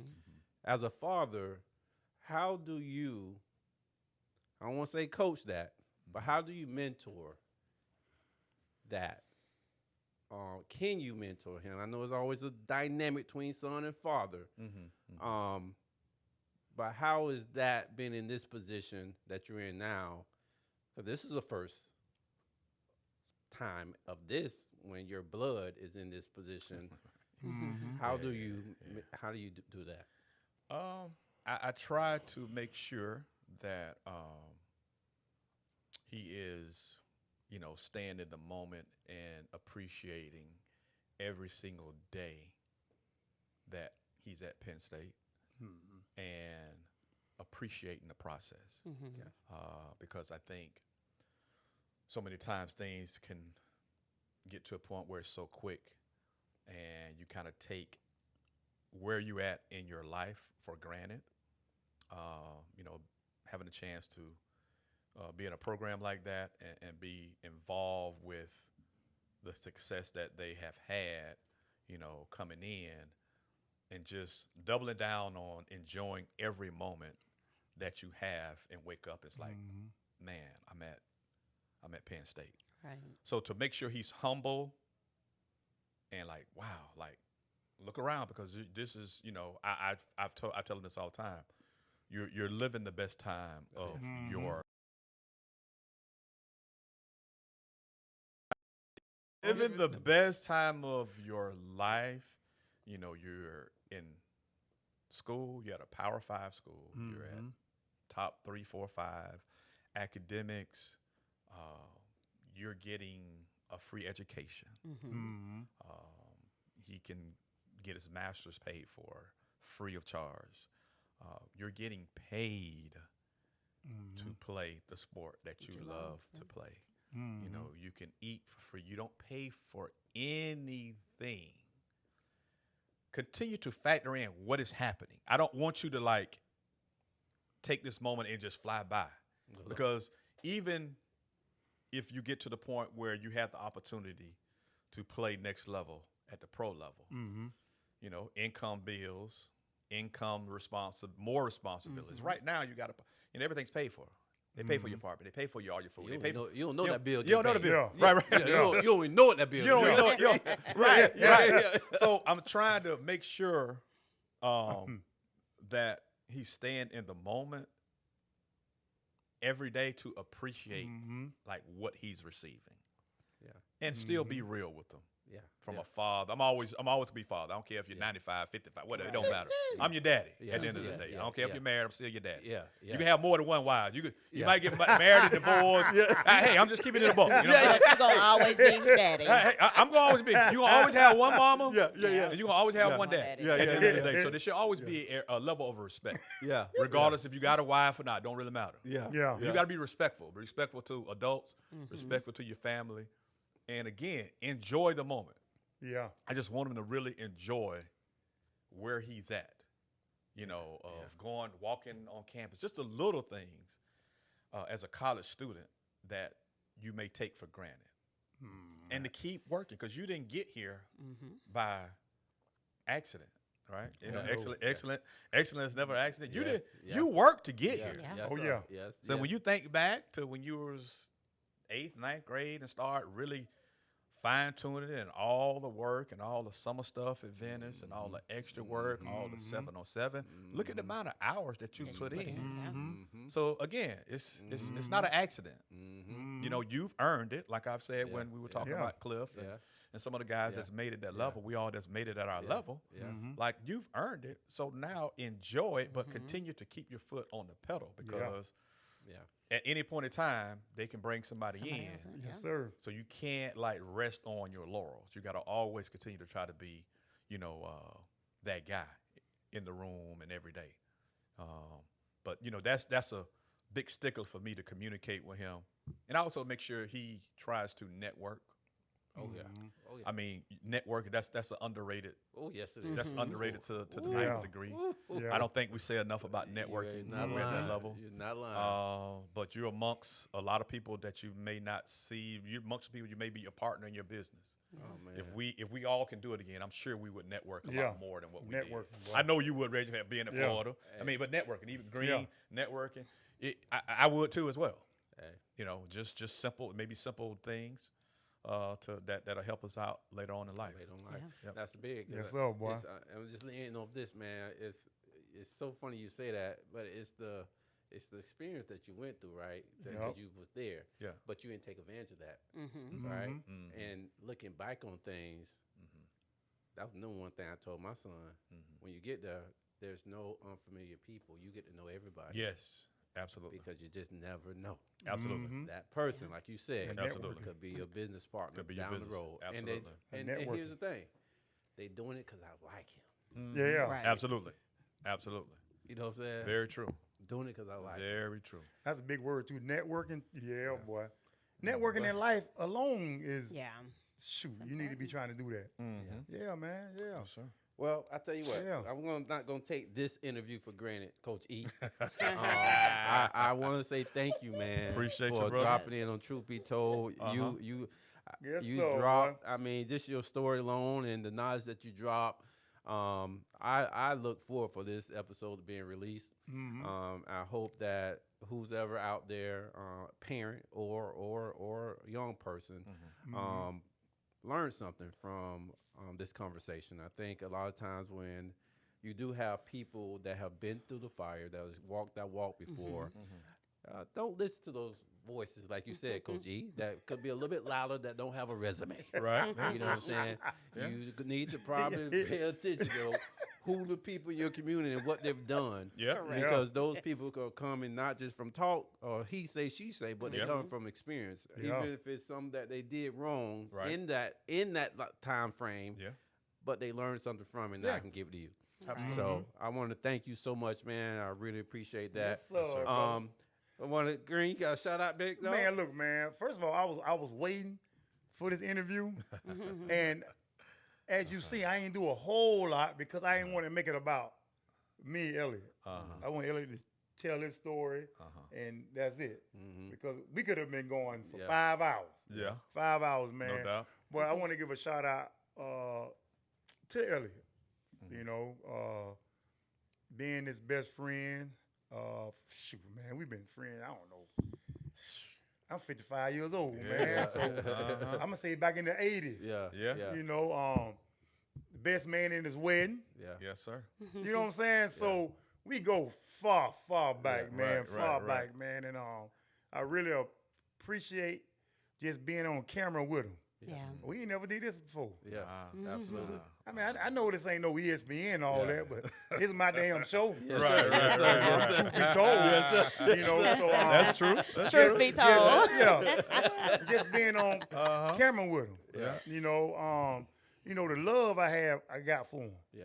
and it ain't nothing wrong with telling your homeboy, your best friend, you love him. Yeah. Yeah. His wife, his kids, you know, Yeah. Brendan, Brooke, little Elliot, Yeah. just to see them grow. I mean, me and Elliot we don't talk every day, Right, but we right. don't have to talk every Correct. day Correct. to Yeah. know Correct. who we are. Yeah, we Yeah. know where we Correct. at. We You know what I'm saying? We don't have to do that. Yeah. You know, but so I'm just gonna give a shout out to Elliot. Yeah. You know, because the 941 already know how I feel about them, Yeah. and my Appreciate it. family know. Yeah. Absolutely. But sometimes your friends don't know. yeah. Yeah. Right. You know, I tell my family every day I love them. Yeah. I don't tell my friends that every Yeah. day, Right, right. but Yeah. I do. Yeah. Yes, sir. Yeah. You Appreciate know, that. and we here. Yeah. You know, and just see my boys, hey man, Yeah. coaching and Yeah. IMG, Yeah. Southeast Alabama, hey man, Yeah. Yeah. we here. Yeah. And I'm glad. It's just been a big year for me. Yeah. I turned 55. I'm a senior citizen now. You know what I'm Slow saying? down, my guy. Slow down. Slow down. Yeah, Slow down. man, and just be able to say I'm 55, just to be able to say, man, I can look to my left. One of my homeboys still here with me. Right. That's true. Right. Blessing. That's true. Definitely Yeah, it's a blessing, man. That's true. Big It's a time. blessing. So that's my shout out, man. Yeah. All right. That's You know, cool, I man. sat here quiet. I was Yeah. interviewing, but I'm like, Yeah. man, this Elliot show. Yeah. This ain't T Green and Elliot. Yeah. This Elliot show. So I'm awesome. chilling, man. I'm good. Appreciate that. I'm Appreciate good. That's awesome. What about you, Big D Ray? What you got going? You got a shout out? You got a shout out? Yeah. So I'm going back to Eve myself. His first year as head coach Southeast, statistician. Best one there was. No, sorry. Yeah. No, but Yeah. no, Yes, but ma'am. seriously, already being a chick who loved the game, who loved sports, and Right. so when that opportunity came, you know, I was definitely like, heck yeah, let's do this. Right, right. And it went beyond high school for me because I actually did the books up until I remember my last game was the night before I went to the hospital to have Christian. I remember being big and pregnant. And that was my okay. last game. So that was 2006. Really? What?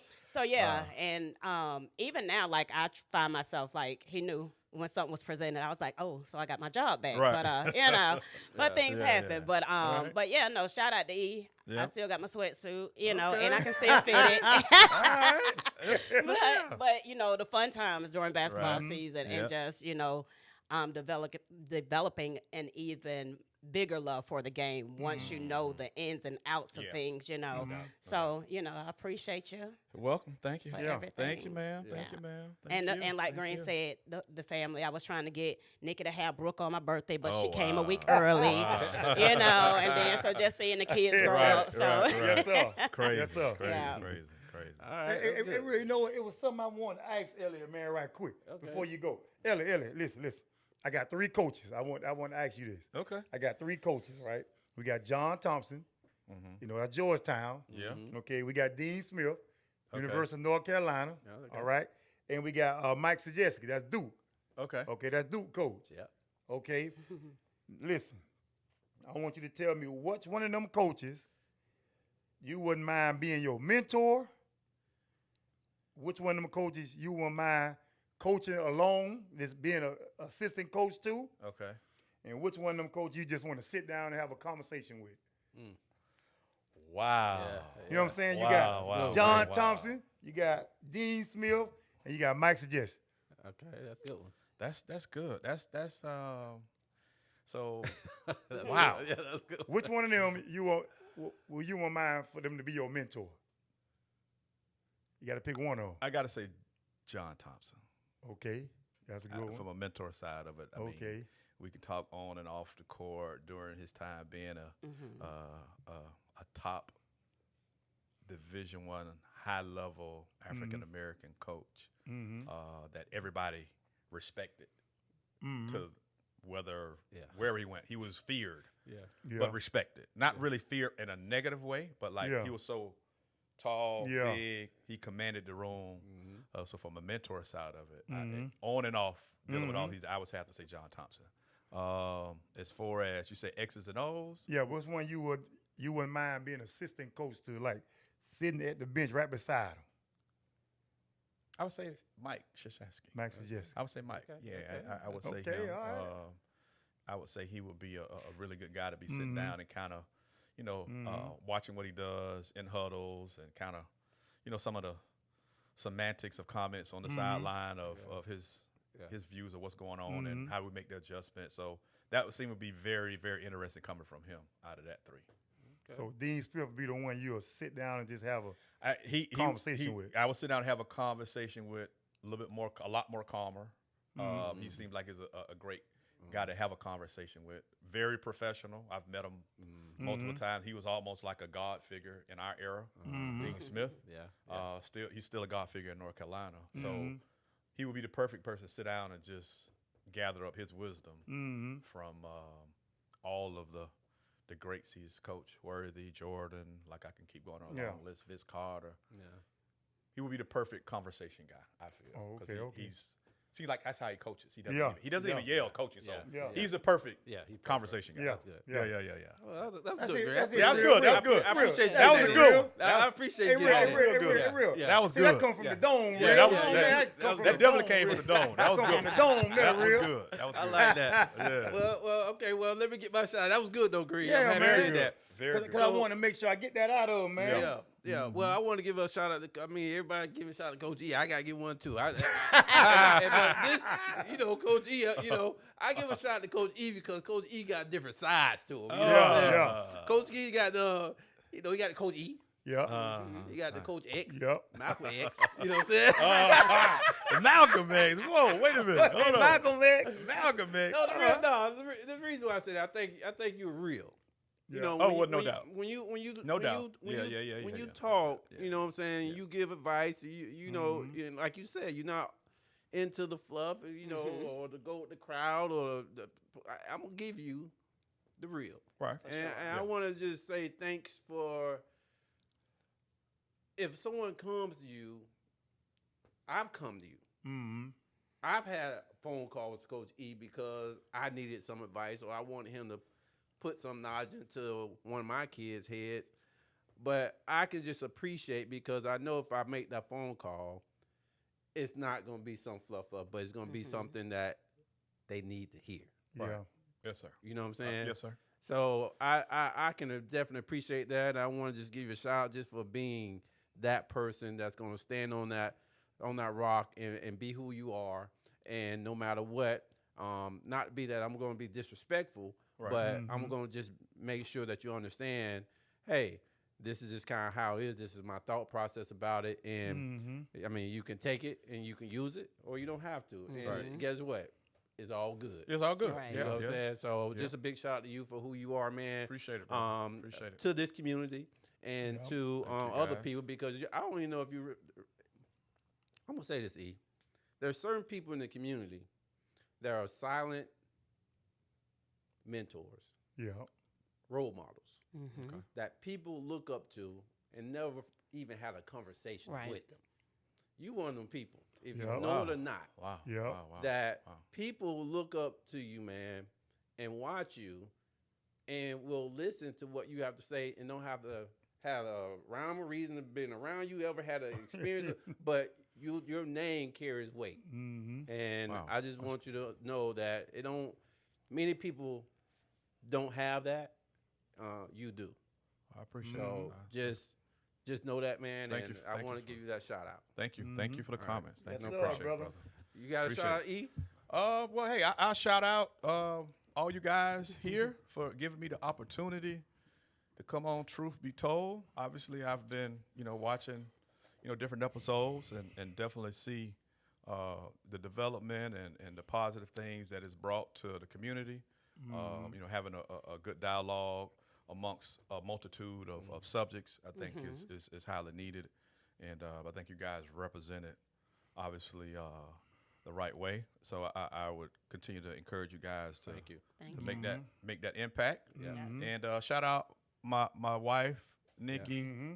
and my son Elliot, Brendan, Brooke, my daughter, for being around me for the years they have, and putting up with Coach E and his schedule and all the times that I'm absolutely. home. Yeah. Sometimes I'm home, sometimes I'm not. So, Yeah. love you guys, and hopefully, we can continue, just blessing everybody that's willing to be blessed. So again, I'm open book for anybody that want help and need help. I mean, and that's anybody in the area and beyond. So again, appreciate the platform and Absolutely. hope you Yeah. guys continue to push forward and move forward everything you guys got going on. So Thank you. thank you Appreciate again that. for the Appreciate it. opportunity. Yes, sir. Thank you Yes. guys. Thank you.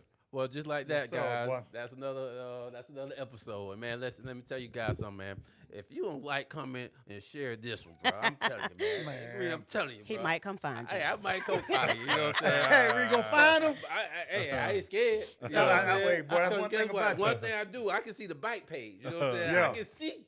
Okay. You know what I'm saying? But just go ahead.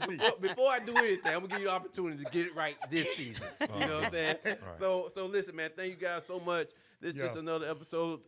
With my boy, the God Barber in the building, my Yes, girl sir. D Ray. I'm your host, Real Deal, and our special guest, Coach Yes. E. Yes, All right? sir. Sir, So truth east be side, told, east side. Peace. It's peace, I guess. Peace. Truth, really, that's all we know. Keep it real and authentic. This truth be told, only the truth. Tune in.